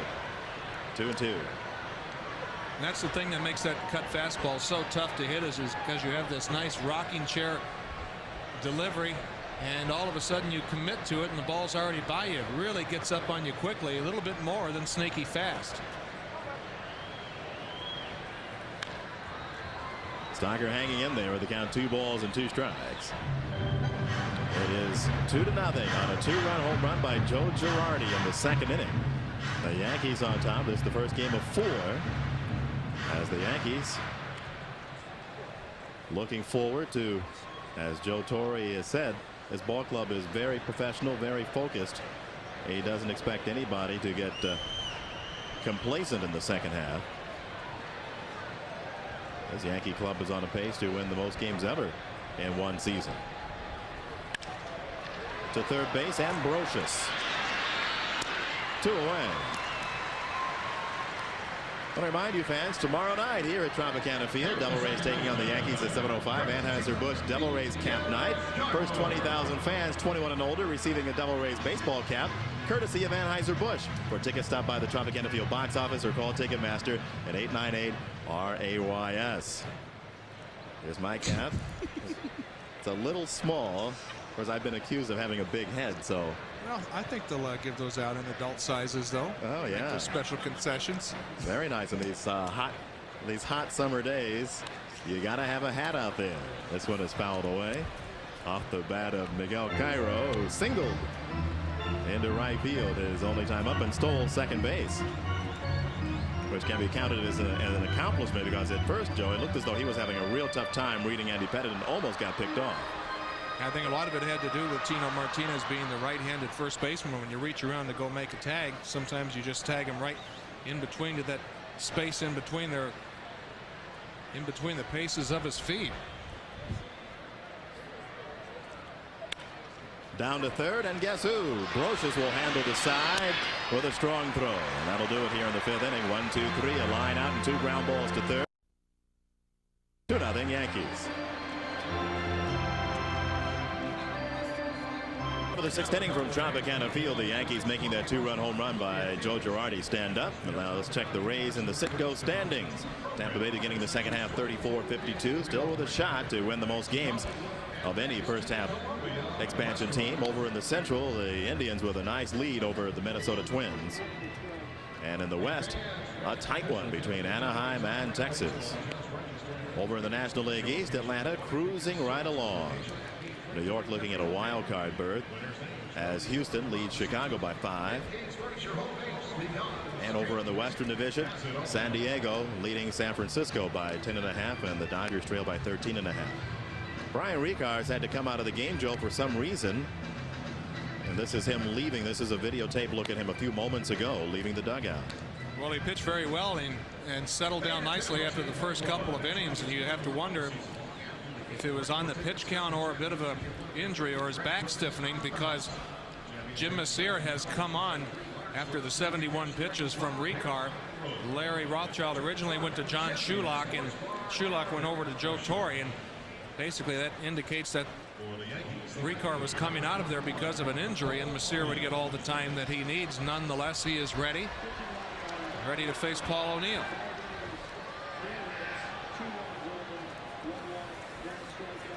So here's O'Neill, a single and a fly out to right field. Rekar had retired 11 in a row, and we'll have to wait, of course, until we get an official reason for his coming out of the game. Remember, he went on the disabled list March 19th with a lower back strain, and then transferred to the 60-day DL on May 17th. And he had some shoulder problems. As this one is pulled up along the first base line, fair ball, and McGriff is going to throw to Messier coming over. O'Neill with a late break out of the box. He thought that one might be going foul, but it stayed fair. One down. That's too bad, as Rekar is very impressive. Well, hopefully he's all right and can leave this game in the 5 innings that he threw, knowing that he did relatively well, especially from the long layoff.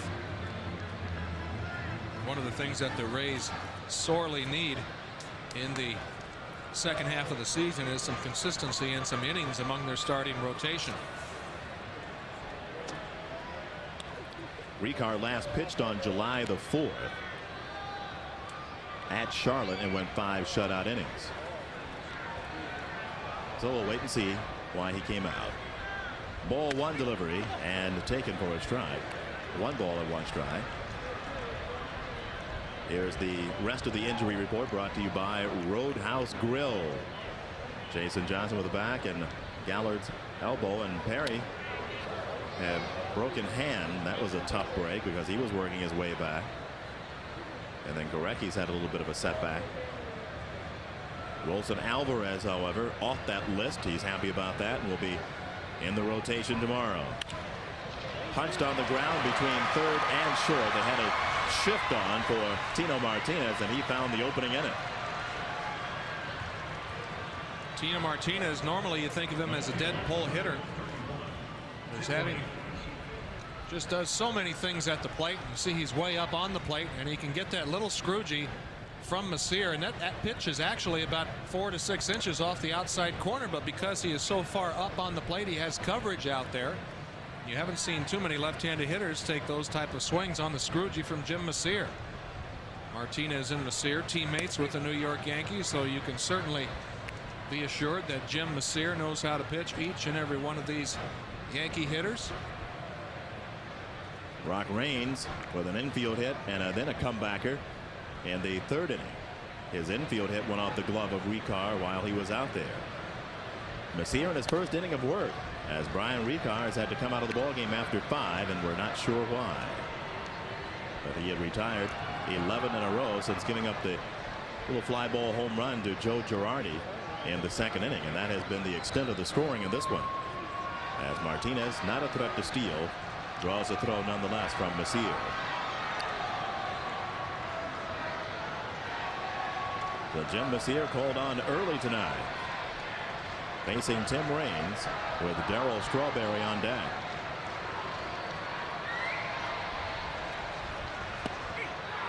That's going to cost him 1 ball and 2 strikes.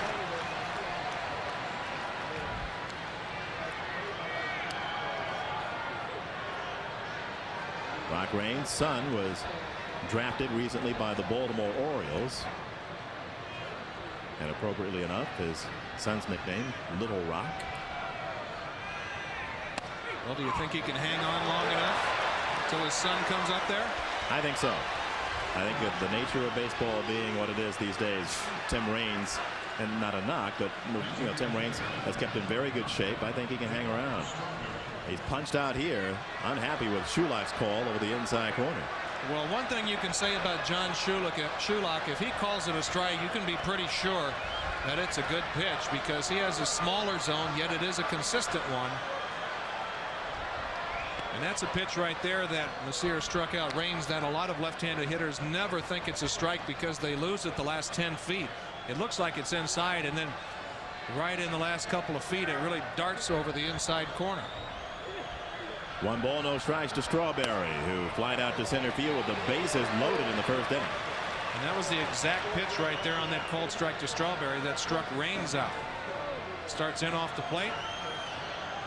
Greg Maddux has gotten a lot of hitters out doing that very same thing. Speaking of which, as the count now is 2-1, it appeared to a lot of observers when Shulak had the plate in the final home game before the Rays went on the road that Shulak's strike zone was different for Greg Maddux than it was for Rolando Araujo. Got him swinging to make it 2 balls and 2 strikes.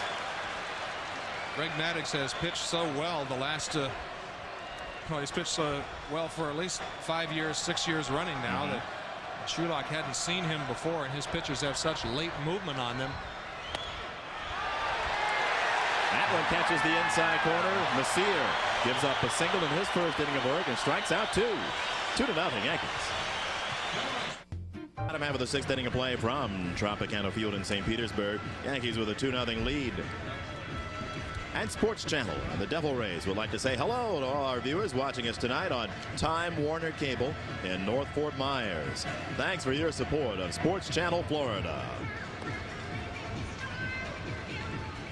Let's take a look at some scores brought to you by Genuine Chevrolet. Texas, with that effort in the bottom of the 9th inning, won it. Tight one between Toronto and Baltimore. Toronto playing very well of late, coming off of the sweep of the Devil Rays. Dodgers easily over San Diego, and Atlanta off to a good start against Florida.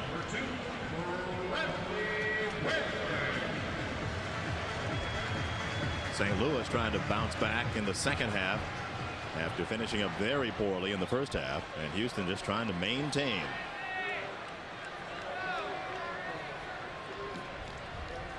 Two 2-0 Yankees. 2-run home run by Joe Girardi in the 2nd inning of a Bryan Rekar. And now Randy Wynn takes inside ball 1. Randy Wynn, who has flied out and struck out swinging, installed today as the new regular center fielder for the Rays, with Quentin McCracken moving to left.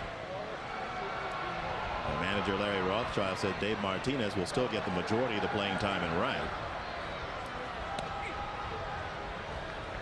And Randy Wynn has played plenty of center field in his career, and the way we saw him patrol that area out there versus the Atlanta Braves, Joe, he can play center field with the best of them. Goes just as easily to his left as he does his right. The thing that's been impressive about the outfield play of Randy Wynn is when deeply hit balls into either of the gaps, just turns his head and absolutely runs a la Willie Mays, and has the penchant for really landing right at the spot where the ball's going to be. That shows you some great outfield instincts. 2 balls and 2 strikes to count to Randy. Quentin McCracken on deck. Bobby Smith to follow. The 6th inning versus Andy Pettitte. And as McCracken, who has one of the 4 base hits for the Rays, waits his turn on deck. All the hits have been singles. And on the hands again. Well, that pitch has really worked well to the right-handed hitters tonight for Andy Pettitte. And it's worked well twice for Randy Wynn. 2 consecutive strikeouts. The cut fastball right on the inside corner. Looks like it's starting at the middle of the plate. The thing that makes the cut fastball so tough to hit is that it looks and spins like a fastball. It doesn't even look like a slider.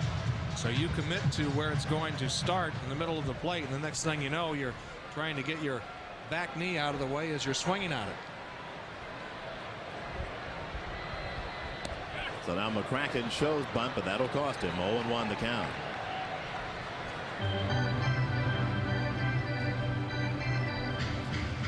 That's one aspect of Quentin's game that at the beginning of the season it looked as though he was going to try quite a bit to bunt his way on, but that has not been a major part over the last few weeks. Throughout the season he's hovered right around the 300 mark, and it's really a big weapon, especially for a guy like McCracken who hits well from both sides of the plate, is to have that other element into your game. He already has a nice short stroke from both sides of the plate. That's not going to prolong him to long slumps, especially the way he hits the breaking ball. But if he can be adept at that bunting, Rod Carew thinks that can be as much as 25, 28 hits per year. Pitch inside. The count is 2 balls and 1 strike, and also the fact that you can bunt and you do it every once in a while with some success changes the way the defense is configured as well. Right now, for instance, Tino Martinez is back at first base. And with the left-hander following through to the third base side, all he would have to concern himself with if he was to push it is just to make sure that it gets by the pitcher, and he could jog to first base, especially how deep Knobloch and Martinez are playing McCracken on the right side of the infield. 3 balls, 1 strike, the count to Q, with Bobby Smith on deck, and a 2-0 deficit for the Devil Rays thanks to a Joe Girardi 2nd inning home run to right field. 3-1. Make it a full count now.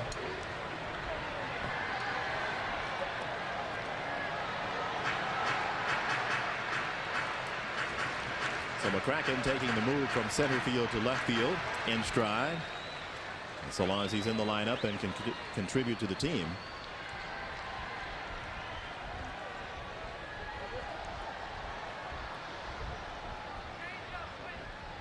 Manager Larry Rothschild thinking that Randy Wynn would be more comfortable in the long run since he was going to be an everyday player in center. To the left of shortstop, Jeter can't get it. Base hit for McCracken. He has 2 hits tonight, another multi-hit game. You have a shortstop with the range of Derek Jeter, and he looks like he is in some pain right now as he dove for that play. With his range, that's an example of how quick the infield is at Tropicana Field. That ball just seemed to accelerate once it hit the infield dirt. Looked like Jeter was going to be able to make a play on it. All of a sudden, right here, this ball finds another gear and gets right under Derek Jeter. So that base hit puts McCracken back up to the 300 level as Bobby Smith stands in. One swing of his back and tie this ball game up. Pettitte has given up 9 home runs this season.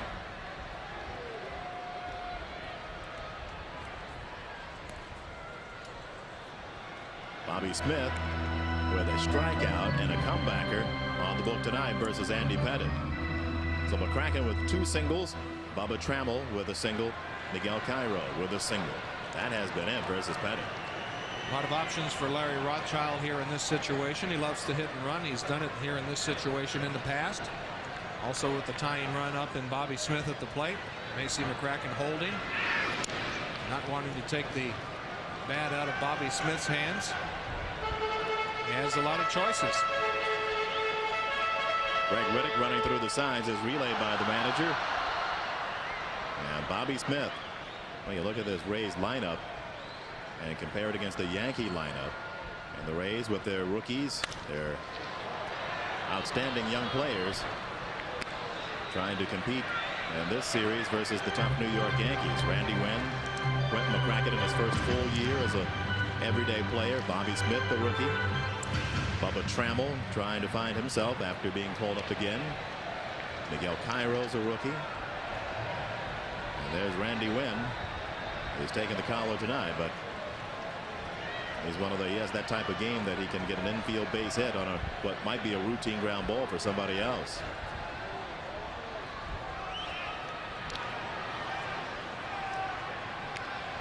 Saw the graphic earlier in the ball game which chronicled how Bobby Smith is a much better hitter with runners on base than he is when the bases are empty. He really seems to get more competitive when the runners are on when he's in this situation.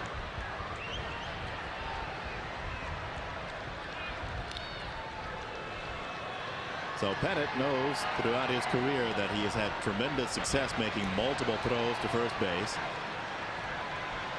It really doesn't throw off his game.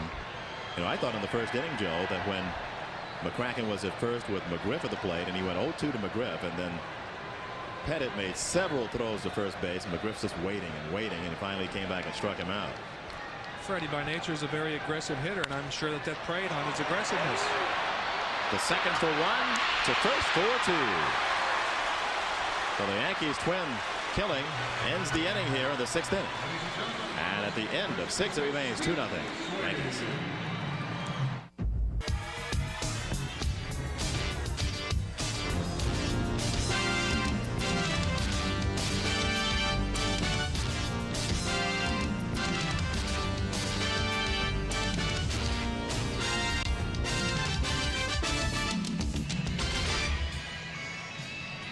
Tonight at Tropicana Field, Devil Rays and the New York Yankees move into the seventh inning with Joe McGrain, Dwayne Stats back with you. A 2-0 ball game. The Devil Rays have to be very pleased, I would imagine, Joe, with the performance of Bryan Rekar tonight to give them 5 innings. That's something they're going to need in the second half of this year, is innings from their starting pitchers. Well, not only from Bryan Rekar, but as you mentioned, most of the staff, and it's certainly an experience that Rekar, hopefully he's not injured, can come away from in a very positive manner.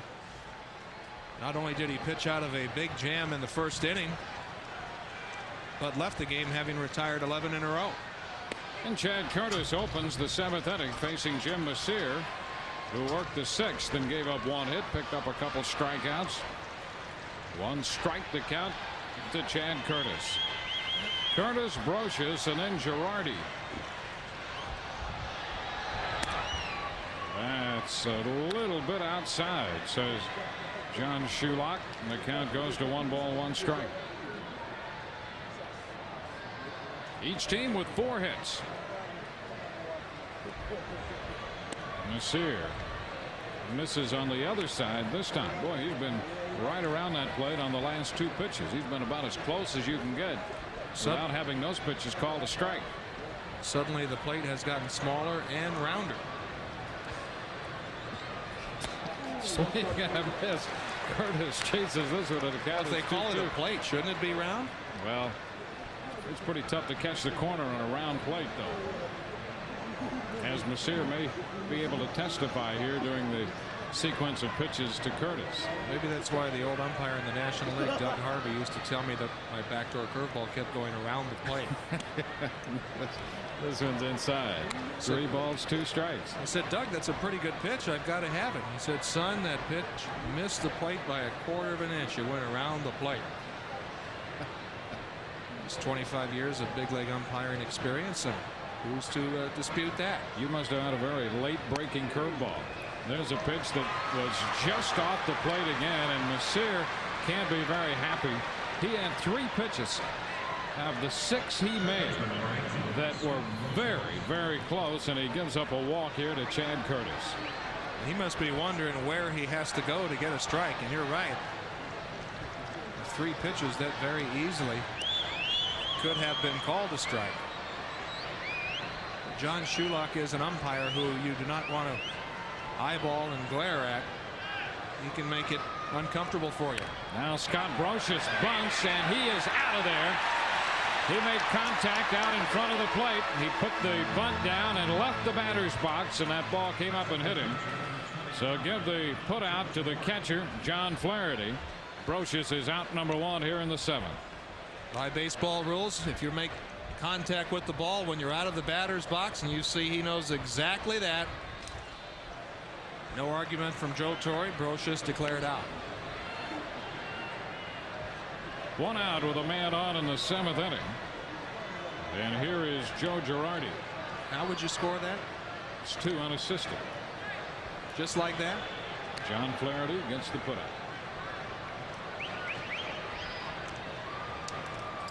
So now Curtis takes his lead. Girardi hit the home run in the 2nd inning. Over to first, and Curtis is back in. Action in the bullpen.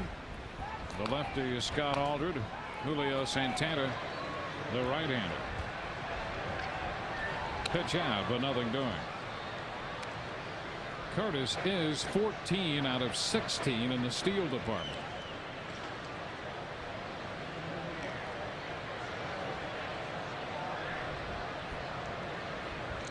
Originally with the Angels.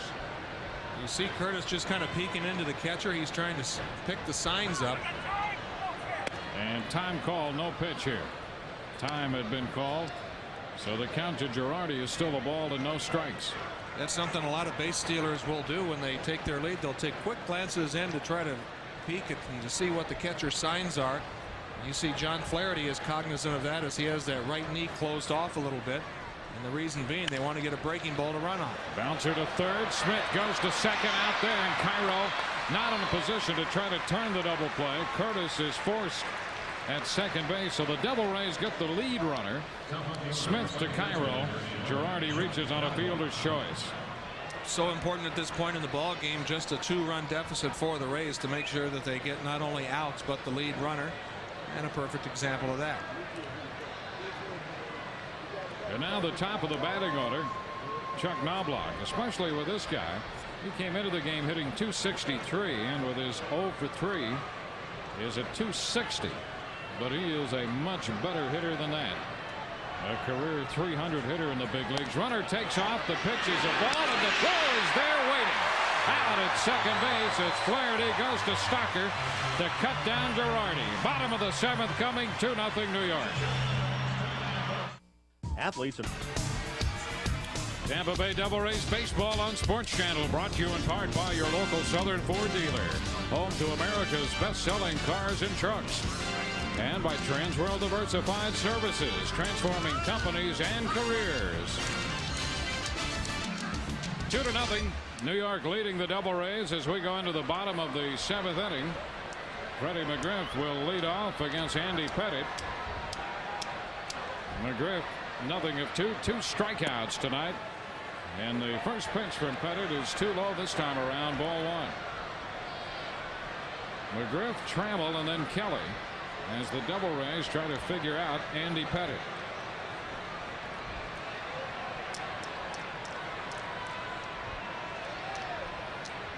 The delivery foul right back into the screen. The count is 1-1. Take a look at our Discover Card playback on the caught stealing to end the top half of this inning. John Flaherty has been throwing out close to 40% of runners attempting to steal against him this year, and he gets Girardi to end the inning. 1-1 the count. McGriff, Trammell, Kelly. Devil Rays no runs, 4 hits tonight against Pettitte. That pitch is too high. 2 balls and a strike.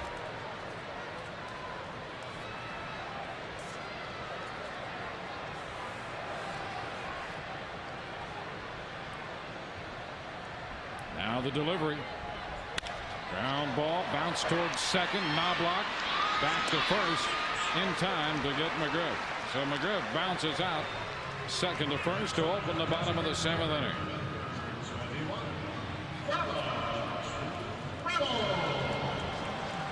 That ball, a fairly routine ball hit to second. There's been some discussion about Knobloch. He'd had some throwing problems earlier this year, Joe, and he says his arm's all right. Some people speculate that it might not be 100%. Well, sometimes you're going to have a lot of different type throws that are taxing on the arm at second base. Everybody thinks that he's the closest guy to first base, so you don't have to have a strong throwing arm. That is absolutely not true. You need a very strong arm to play second base, especially when you're taking a lot of the throws from the left side of the infield. You have to make all arm type throws over to first base, so you definitely need a strong arm to play that position. And Knobloch, who has at times this year had some trouble with accuracy, but they have come more on routine plays than they have had where he's been reaching far to his right and to turn around and jump toss it over to first. Those have usually been right on the money, and obviously that's a tougher throw. Here's the 2-0 pitch to Trammell, down and away, so the count to Bubba Trammell is 3-0. One out, base is empty for the Devil Rays in the bottom of the 7th. Trammell with a base hit in the 4th inning, one of the 4 collected off Pettitte tonight. Here's the pitch, and that's a strike. 3-1. I mean, that's no unusual thing for a second baseman to have throwing difficulties. You remember Steve Sachs had those difficulties with the Los Angeles Dodgers, to where the season ticket holders behind first base would bring trash can lids and helmets for protection. They'd actually let them in the ballpark with trash can lids, huh?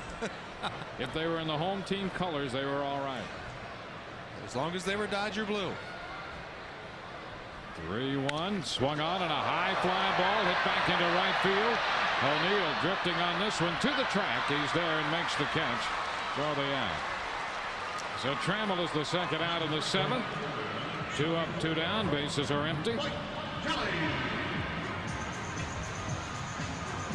Andy Pettitte has struck out 7 and has not walked anybody tonight. In contrast to what we had discussed earlier, he was 6th in the league in walks allowed with 54 coming into this one. He was up in the neighborhood of 4 walks or better per 9 innings. Swing and a miss by Mike Kelly, strike 1. Pettitte, facing Mike Kelly tonight, has just played hardball with him and challenged him with high fastballs. Struck him out the last AB with that very similar pitch that he swung through in this count. This pitch is down. 1 ball and 1 strike. I don't know if it's just me or not, but Kelly seems to be holding his hands a little higher in his stance to start with now than he has in the past. If he is, it's a much better idea. You're able to cover more of the strike zone vertically, but you have to tell yourself to continue to lay off that pitch up around the letters. Even with your hands high, that's still a tough pitch to try to climb on top of and hit solidly. A ball, 2 strikes. Well, that's one of the reasons you would position your hands up there, is kind of a reminder to lay off that pitch, and certainly anything in the vicinity of your hands or higher, not something that you would try to go after. It's much easier to go down with the bat in the zone than it is to go up. That's why a lot of hitters hold their hands higher. And a swing and a miss. Kelly out on strikes to retire the side. We're through 7. 2-0 New York.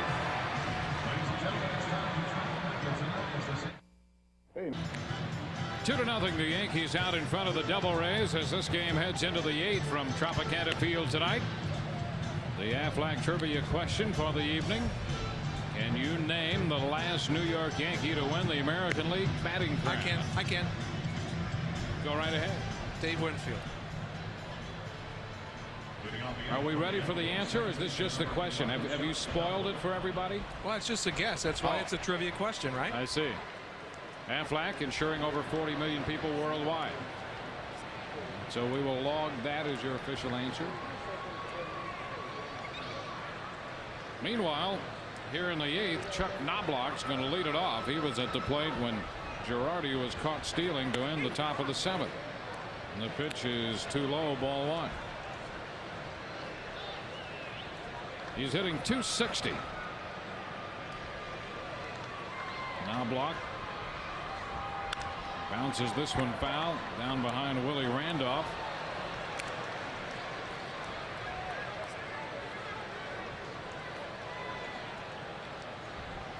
Jeter and then O'Neill to follow Knobloch in the 8th.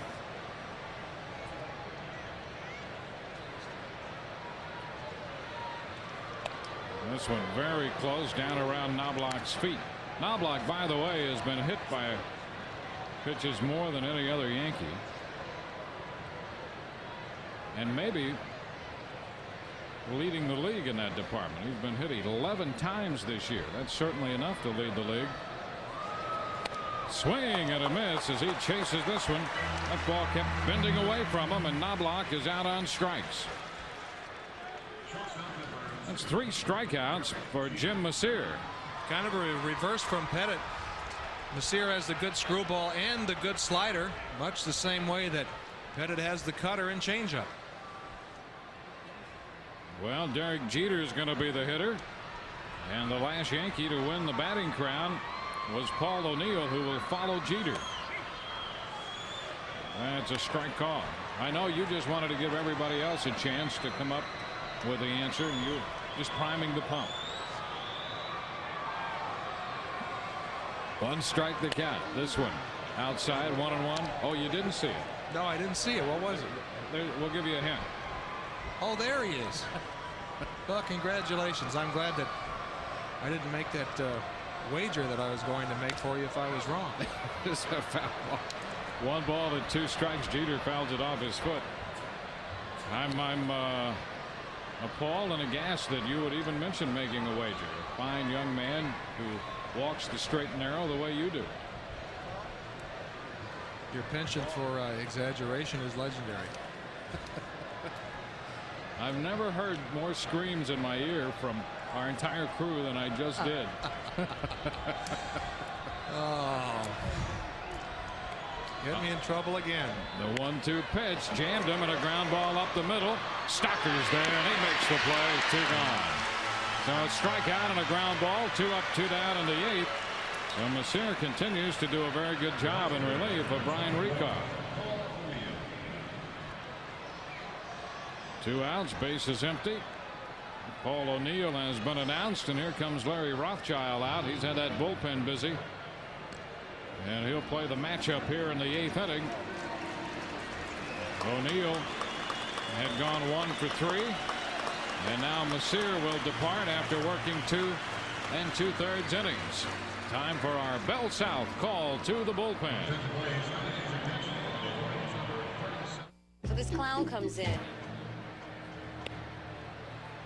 2-0 New York leading as the Devil Rays make a pitching change in the 8th.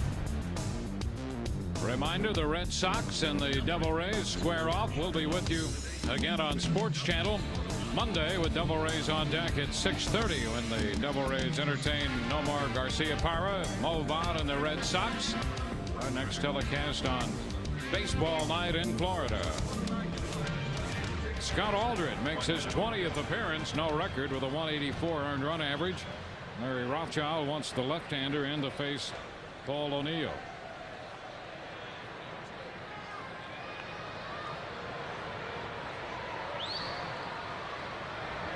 Now the pitch to O'Neill, and that's in for strike 1. Good job by Aldred getting ahead on that first pitch with a good quality 91-mile-an-hour fastball. The pitch is fouled right back over the screen. 2 strikes the count.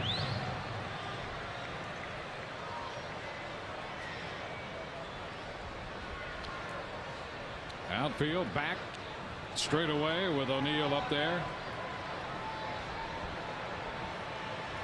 Rekar worked 5. Messier 2 2/3. Here's the pitch. This one swings away. Low and outside. 1 ball, 2 strikes.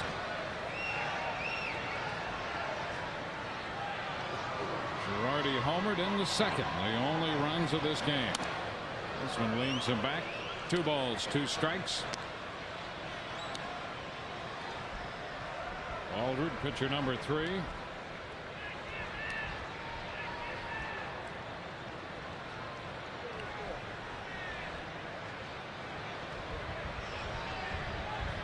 Two the count. So we go to 3 balls and 2.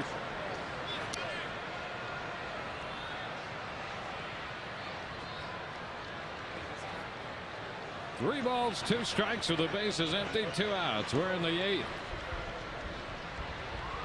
Now Aldred delivers. And a pop-up. Third base side. Bobby Smith into foul ground. He's got it to retire the side. Bottom of the 8th. Coming up, 2-0 New York. In my neighborhood. Tampa Bay Devil Rays baseball on Sports Channel is being brought to you in part by Gatorade Thirst Quencher. You don't have to live thirsty. Life is a sport. Drink it up. From Tropicana Field tonight, our ball game moves into the bottom of the 8th. New York scoring 2 runs in the 2nd inning, and that has been it. Devil Rays in the 8th will have John Flaherty, Kevin Stocker, and Miguel Cairo due against Andy Pettitte, who to this point has made 92 pitches through 7. This is the 19th start of the year for Pettitte. They have Mendoza, the right-hander, Lloyd, the left-hander, throwing in the bullpen for the Yankees. Pettitte does have 3 complete games this year. He had 4 last year en route to an 18-7 season. Here's John Flaherty, and he looks at the first pitch for a strike.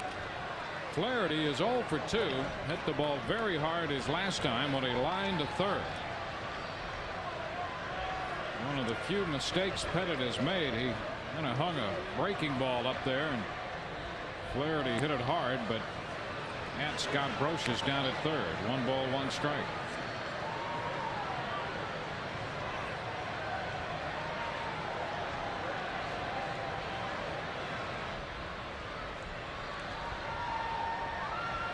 Pettitte working in the 8th. The pitch. There's a little tap. Will run the count to a ball and 2 strikes. You know, we've seen Pettitte at times in the 90 plus. He'll get 92, maybe 93. He was a guy in high school who threw about 84, 85 miles per hour.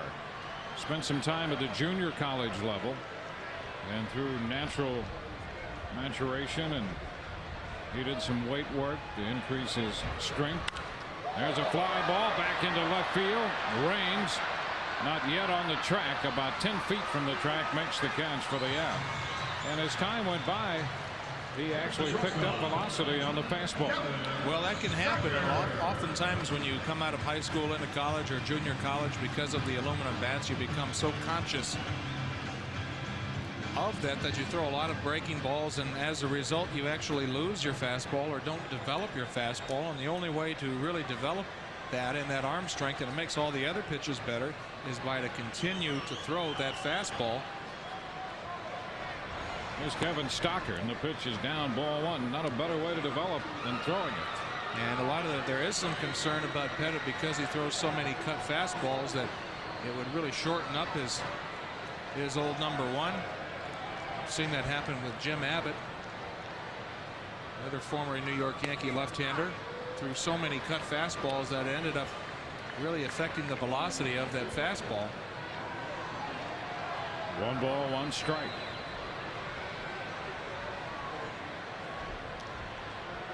Now the pitch, and that one is off the plate end to run the count to 2-1. In contrast to Pettitte, Abbott had difficulty trying to turn the ball over, doing anything away to that right-handed hitter. Everything was consistently coming in, and we had seen early in this game Pettitte's ability to keep that hitter honest. There's a foul ball, and the count goes 2-2. He'll give you that cutter in and then come back with a change of speed that will fade away, down and away from a right-handed hitter. Well, if he just wants to freewheel and throw just a regular 4-seam fastball, not putting any cut action on it, you'll definitely see that it'll be 2 to maybe 3 miles an hour faster than his regular cut fastball. Here's the 2-2 off the plate end, so the count goes all the way out to 3-2. He hasn't walked anybody tonight, allowed allowing the Devil Rays 4 hits.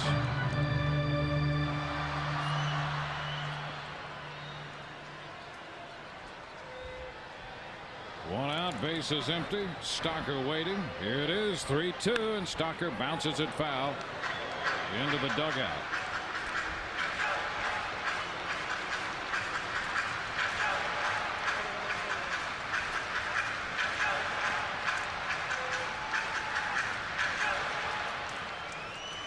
Devil Rays facing a tough left-hander here in Pettitte. They've had just one man as far as second base. That was Cairo in the third.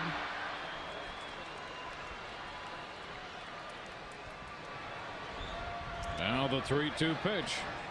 And a drive deep but well fouled. And they count all the way out 3-2.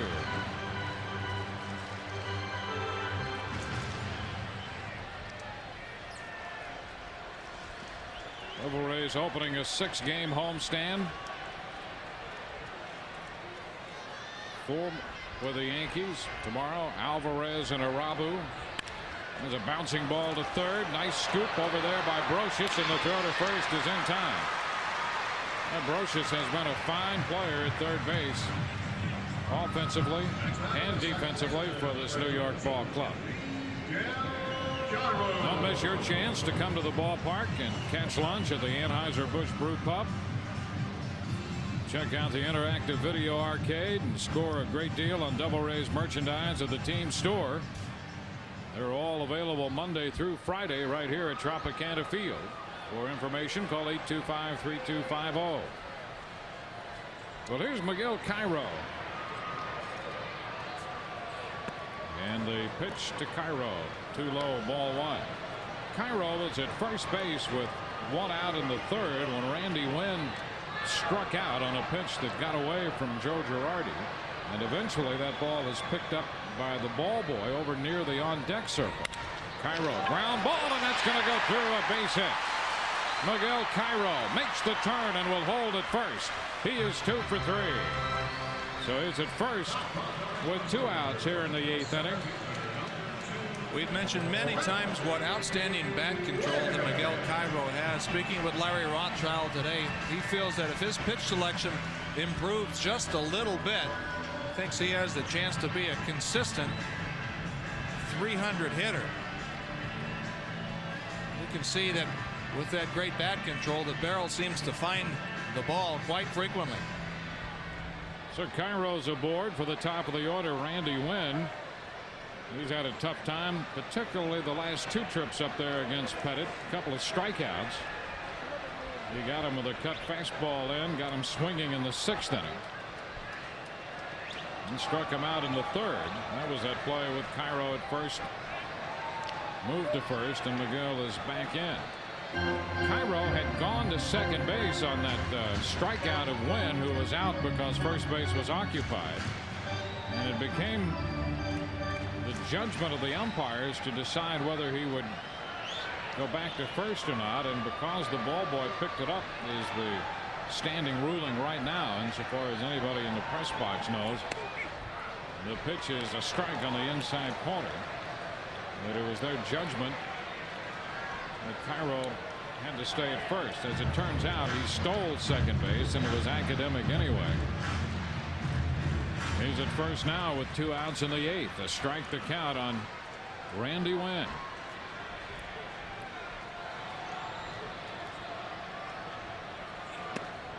The pitch off the plate inside. Close. And the count goes to 1-1.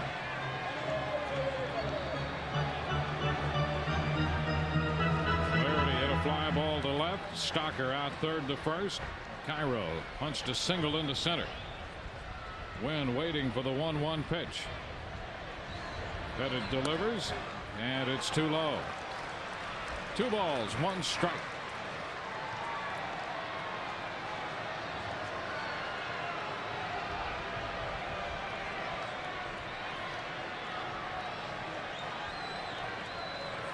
Devil Rays have had only 1 scoring opportunity. That was Cairo at second with 2 outs in the 3rd. He's at first with 2 outs in the 8th. 2 balls, 1 strike to count on Wynn.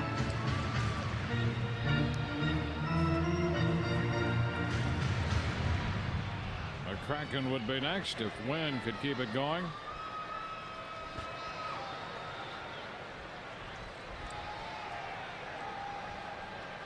Pettitte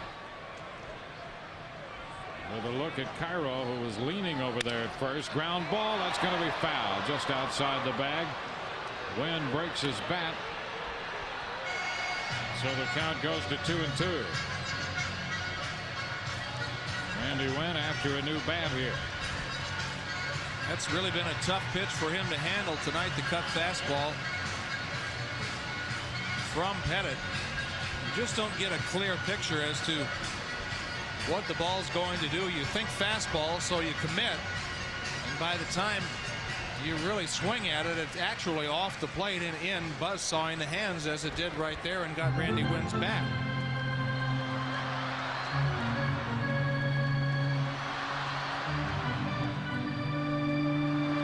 Devil Rays have now actually out-hit New York tonight, 5-4, but the long ball by Girardi the difference in the game. 2-2 the count as Wynn waits for Pettitte. The pitch. Ground ball, broken bat again. Deep third, and this one bobbled by Brocious. Everybody's going to be safe. Brocious looked up for a moment. That ball deep third. He might have had a tough time getting the speedy Wynn anyway. Cairo had a good jump away from first. He can run as he was headed to second. 2 men on with 2 men out here in the 8th. Credit Pettitte for making an outstanding pitch on Randy Wynn, but this is basically a byproduct of the speed that's on the base paths with Miguel Cairo and Randy Wynn running down the first base line. Brocious knows he has to hurry, and it takes him out of his rhythm just enough. Actually, that looks like it also came up on him as well. Well, the Devil Rays have runners at first and second. McCracken at the plate, and the pitch is down and in, ball 1. They're still debating the score as to how to rule on that ball hit to third, and they're going to rule it an error on Brocious. McCracken, 1 ball, no strikes. The pitch, there's a bouncing ball foul, so the count stands at 1-1. So a couple runners here with 2 outs. Cairo came up with a base hit, and Wynn reaches on an error. It's the 14th error charged to Brocious.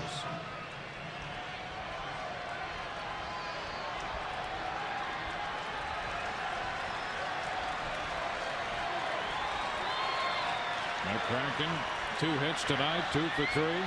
Average right at 300. 1 ball, 2 strikes. McCracken's average had been 300 or better for most of the first half of the year, up until about the final week and a half leading up to the All-Star break. His 2 hits tonight, giving him 34 multi-hit games. He started the night 4th in the league in that department. Down to Pettitte. The 1-2 pitch about to be made. Inside for ball 2. That's going to square the count. Well, if McCracken could keep the inning going, Bobby Smith is due. Action continues in the Yankee bullpen. There's Smith on deck. Well, this is a situation in the game as a pitcher you go with your best pitch, and he's been throwing the cut fastball successfully in on the hands of the righties all night. And the 2-2 pitch from Pettitte to McCracken. Good speed on the bases. Now McCracken's going to step out. Pettitte looking back at second as Cairo continued to bluff a little start. And Pettitte had no intention of delivering that pitch to home plate at all. Was just going to sit there and stare at Miguel Cairo until McCracken called timeout, trying to slow play him, trying to make McCracken more aggressive for this pitch right here. Now the 2-2 and a ground ball. That's a foul ball to call. Jim McKeon on the call, just foul by inches. The Devil Rays inches away from perhaps tying this game with Wynn, the runner at first. Great speed. Anything down the line, he's got a chance. You'd certainly believe that Randy Wynn at first base would have been able to score relatively easy on that, and you don't get much closer than that. You don't get much closer than this. Wow. That ball just kicked foul by an inch or so. Now McCracken back in there. 2-2 the count. Here it is from Pettitte. McCracken takes ball 3, blocked by Joe Girardi. Full count. Devil Rays mounting their second scoring threat of the night. They left Cairo at second in the third. This is the first time tonight that they've had 2 men on base at the same time.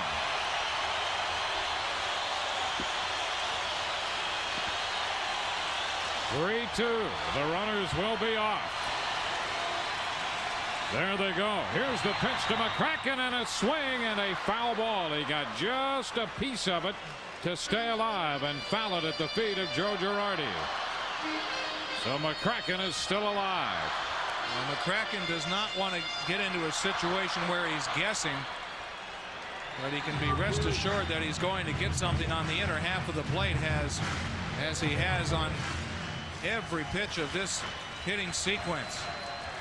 Sometimes that helps make you a little quicker on the inner part of the plate if you know it's going to be in there. 3 balls, 2 strikes. The runners breaking for the second straight pitch. Pettitte delivers. McCracken takes ball 4 inside. The bases are loaded. McCracken laid off that pitch inside. First walk given up by Pettitte. The bases are loaded with 2 outs here in the 8th inning. Bobby Smith will be the hitter. And Joe Torre's on his way to the mound. Pettitte had made 92 pitches through 7 innings and got the first 2 men here in the 8th before Miguel Cairo punched that base hit through the middle into center field on a 1-0 pitch. Wynn went to 2-2 and reached on the error committed by the third baseman Scott Brocious. McCracken drew the walk. Well, Joe Torre is going to give Pettitte an opportunity, one more hitter, and it's going to be Bobby Smith. Because if you look at this inning, Pettitte has continued to pitch well. You had the error by Brocious, the ground ball up the middle by Cairo. He's still getting the ground ball. And here in a tough pitching sequence, you have to credit McCracken with a great at-bat to draw the base on balls. Here's Bobby Smith. He's 0 for 3 tonight against the left-hander Pettitte. Out of the windup, and the pitch is bounce foul, strike 1. Smith grounded into a double play in the 6th inning. A fancy double play started by Derek Jeter, the shortstop. He is struck out and has gone out pitcher first. And Bobby Smith hits the left-handers very well because a lot of the left-handers tend to throw on the outside part of the plate. He starts open and closes off. However, Pettitte lives on the inside part of the plate. A tough task for Bobby Smith. Now the 0-1 pitch. Swing and a miss. So Pettitte comes back to get the jump on Bobby Smith. 0-2. Starting to see why over the last couple years Pettitte has won more games in the American League than any other pitcher. Here's an example why Bobby Smith would have a tough time with Pettitte. He strides towards the plate and the pitch is coming back in towards him, and that ties him up. 0-2 the count. The left-hander's delivery, and Smith hits it on the ground to second. Knobloch has it. Wide throw at first, and Smith is out. Smith is out at first. Well, that throwing we discussed earlier of Knobloch almost cost the Yankees a run there. But Smith is out at first. Left the runner's lane, and Martinez went chasing him. We're through 8-2 New York. It's no surprise that Nashville is Devil Rays baseball on Sports Channel. Brought to you in part by your Bay Area Lincoln Mercury dealers who invite you to test drive the all-new Lincoln Navigator today. And by Citgo. Depend on Citgo when it counts. Well, the Devil Rays leave the bases loaded in the bottom of the 8th inning here. Chuck Knobloch, a near miscue that would have kept the inning going, and I think Bobby Smith took this ground ball for granted. Well, you see, we talked about the throwing problems of Knobloch, and this ball just doesn't come out of his hand right. It's almost like a watermelon seed slipping out or something. And Martinez, expecting that errant throw, is able to go up the line and make a tag on Bobby Smith. But here we'll get a look. Bobby Smith in this situation with the game on the line has to be running more than that. He has his head down and probably just is frustrated by getting jammed by that pitch from Pettitte. But in that situation, if he was busting it and running it out, you never know. He might have made it to first base easily. So the Devil Rays are still down by 2. Roberto Hernandez on to work the 9th inning as Tito Martinez leads it off, and the first pitch is low, ball 1. Aldred worked a third of an inning, got O'Neill on the pop foul.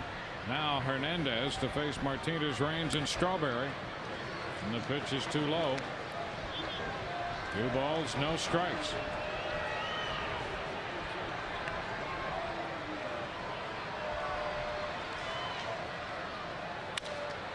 There's a fly ball back into left. McCracken turns completely around and makes the catch on the warning track. Clinton did a 360 on that one to haul it in off the bat of Tito Martinez.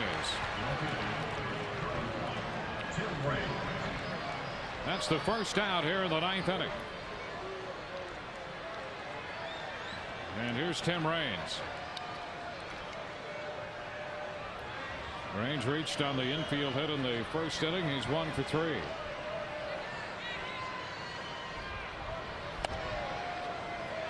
Down and in. 1 ball, no strikes. Devil Rays in the bottom of the 9th will have McGriff, Trammell, and Kelly due. Ground ball, third base. Bobby Smith up with this one, and the throw to first is in time. Smith playing in with Raines and made the play. 2 gone. Now the designated hitter, Darryl Strawberry. Strawberry, nothing out of 3. Hit the ball to the warning track in right field in the 4th. Was called out on strikes in the 6th inning.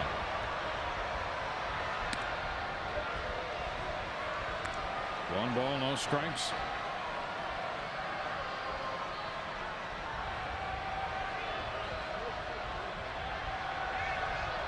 Rekar for 5. Messier, Aldred, and Hernandez have all followed. Fly ball short left. Charged by McCracken.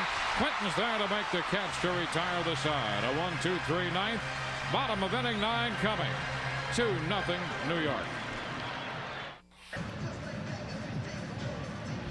Devil Rays going to the bottom of the 9th inning, trailing 2-0. They've had 2 scoring opportunities. They left a man at second in the 3rd, and the bases loaded in the 8th. Andy Pettitte has worked the front 8, allowing no runs on 5 hits, and now he gives way to Mariano Rivera. Rivera 28th appearance with 22 saves. People around the American League talk about the life of Mariano Rivera's fastball. One of the guys that was the type of pitcher that will challenge you up in the strike zone. Has that late exploding type fastball that really gets up on these hitters in a hurry.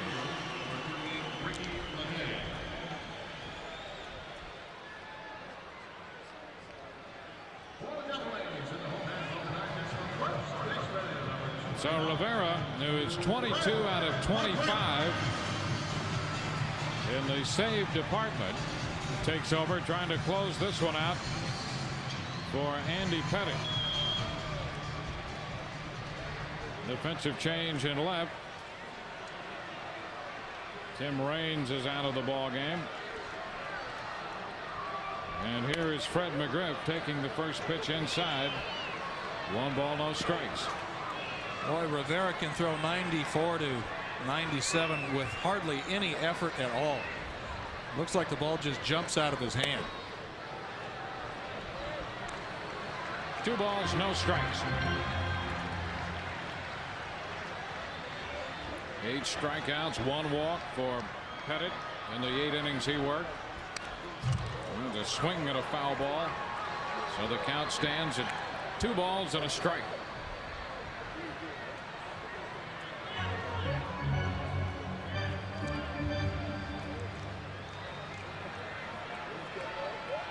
Rivera out of the stretch. That's a bouncer foul. And beyond Billy Hatcher. Broken bat, and the count will go to 2-2. Rivera following Pettitte.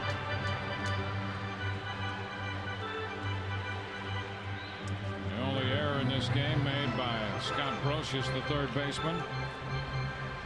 Brocious and Jeter well off. Brocious well off that line at third, and Jeter shaded up the middle. Knobloch shading the hold on the right side of the infield. Martinez a deep first.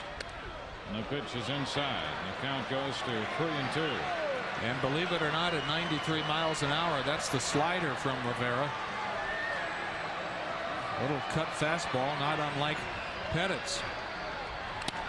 And a swing and a foul ball. He got just a piece of that one and part of John Shulock as well.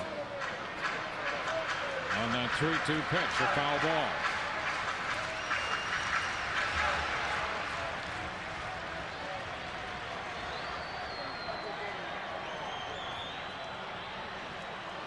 Three-two. Here we go from Rivera.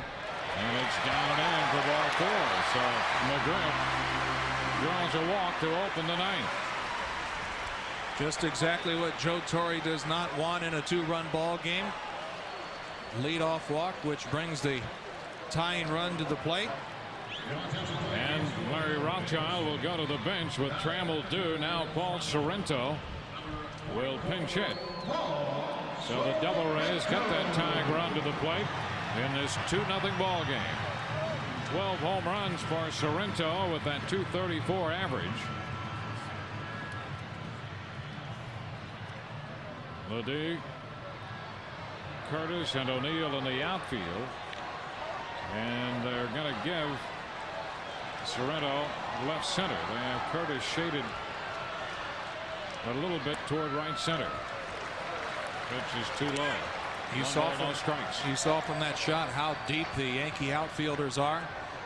And with the 2-run ball game, they're playing no doubles. They don't want a ball to get behind them to bring that tying run to second base. And another pitch too low. 2 balls, no strikes to count. Sorrento ahead in the count here. He's 2 out of 7 as a pinch hitter. Both those hits have been home runs. Now the pitch. And he takes this one down and in. 3-0 the count. Well, you talk about a hitter pulling off his front side and opening up his front side. Pitchers can do exactly the same thing. And what happens is you lose not only your release point, but you end up pulling the ball to the opposite side of the plate. And also losing a lot of your deception. Here's the 3-0 pitch.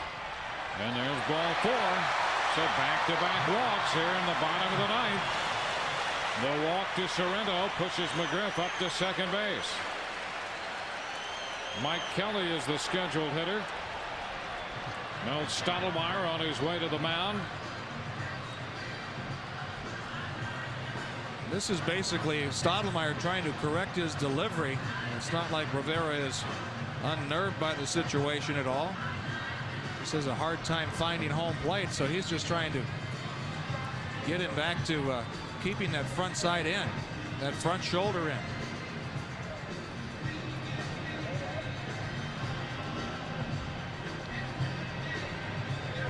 Well, the Yankees talk it over on the mound. Rivera is their man to close. Stottlemyre heads back into the dugout. Mike Kelly, who is 0 for 3 with a couple strikeouts tonight. Up there with men at first and second and nobody out.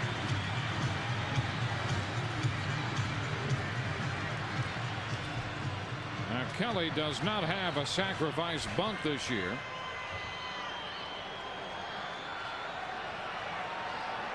Here's the stretch by Rivera. He shows the bunt and takes the pitch in there for a strike. Devil Rays for most of the year have been atop the list when it comes to sacrifices as a team, but Kelly doesn't have one. Taking a look at Greg Riddock. Sereno at first, McGriff at second. They've walked. There's the bunt, third base side, foul. This is easier said than done, getting a bunt down in this situation against Rivera. Very tough pitcher to bunt on. What's that mean is because he's throwing so many four-seam fastballs up in the zone. And there's presents 2 problems. One, make sure you get it on the ground, but because he's throwing so hard, you also have to deaden it as well. Even though that bunt was foul, it still had a lot on it. If it was in fair territory, they very easily would have got the runner Fred McGriff at third. A 2-strike count. Kelly again shows the bunt, puts it down. Rivera had a play at third and goes to first, and the sacrifice is going to be good. Rivera came down, jumped on that bunt off the bat of Kelly, and actually had he turned, he had a play at third, but he elected to go to first where Kelly's retired. Now both men are in scoring position. This bunt right down the third base line, and Rivera has his back to third, and sometimes you'll get a verbal cue from your third baseman, and Grosh's going right back to the bag. You see Freddie McGriff is not even in the picture yet, and he had a definite play at third base, but electing to get the safe out. Oftentimes when you're going over on that side of the field, you like to think aggressively, like think about the out at first, and then if you know that you have a play at third, then you wheel and fire. So the Devil Rays have 2 men in scoring position with 1 out here. And they'll go to the bench again. Larry Rothschild wants Davey Martinez to hit for John Flaherty. Martinez .244 for the year. He's only been asked to pinch hit a couple times. He's 0 for 2 in that department. And he's up facing Rivera. Well, Davey will definitely make Rivera work.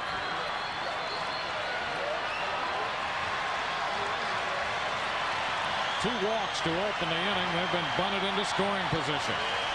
Now the pitch to Davey Martinez, and that's a strike. 8 innings for Pettitte. Rivera brought on in the 9th inning.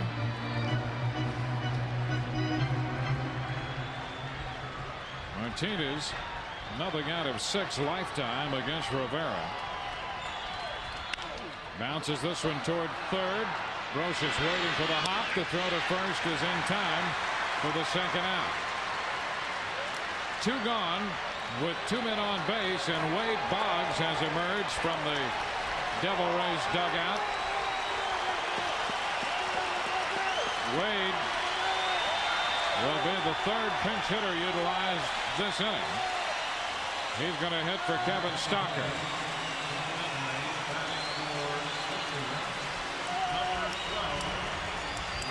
So Larry Rothschild pulling out the stops in the bottom of the 9th. Boggs hitting .276. 2 of 8 with a couple of runs batted in as a pinch hitter.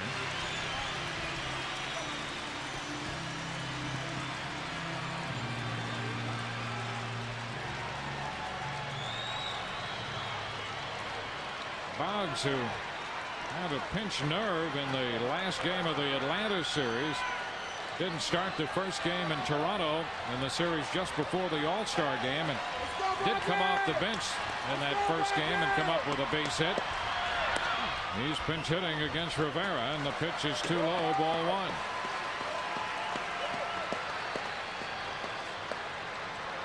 1. Runners at second and third, 2 outs.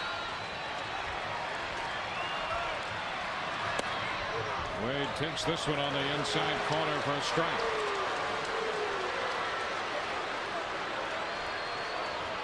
Devil Rays with 5 hits. They need a base hit here, trying to get the tying run home. They have McGriff at third and Sorrento at second. And there's a little tap, charged by Brocious. He gloves the ball in the throw, and this one is all over. Devil Rays put up a threat in the ninth, but they leave 2 men in scoring position. And the Yankees defeat the Devil Rays in Game 1 of this 4-game series. The final tonight, 2-0 New York.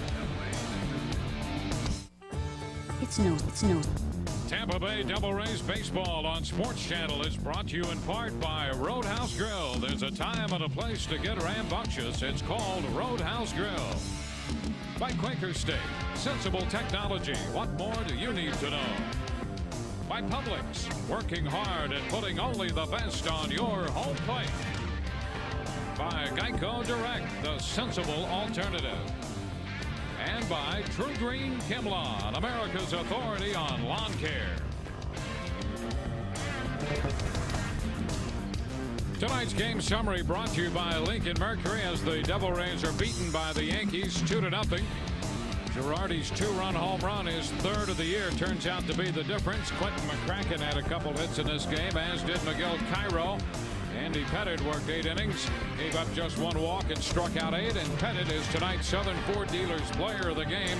122 pitches, one of the 8 strikeouts, getting Mike Kelly here in the 4th inning en route to his 11th win to extend his record to 11-5. Yankees are winners over the Devil Rays tonight, 2-0. Back in a moment.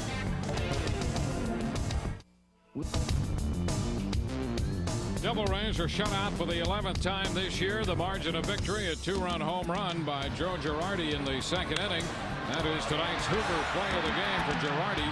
His 3rd home run of the year. It came on a 2-1 pitch after Scott Brocious had been hit by a pitch. That home run providing the only runs tonight as the New York Yankees defeat the Devil Rays 2-0. We'll be back to wrap it in a moment.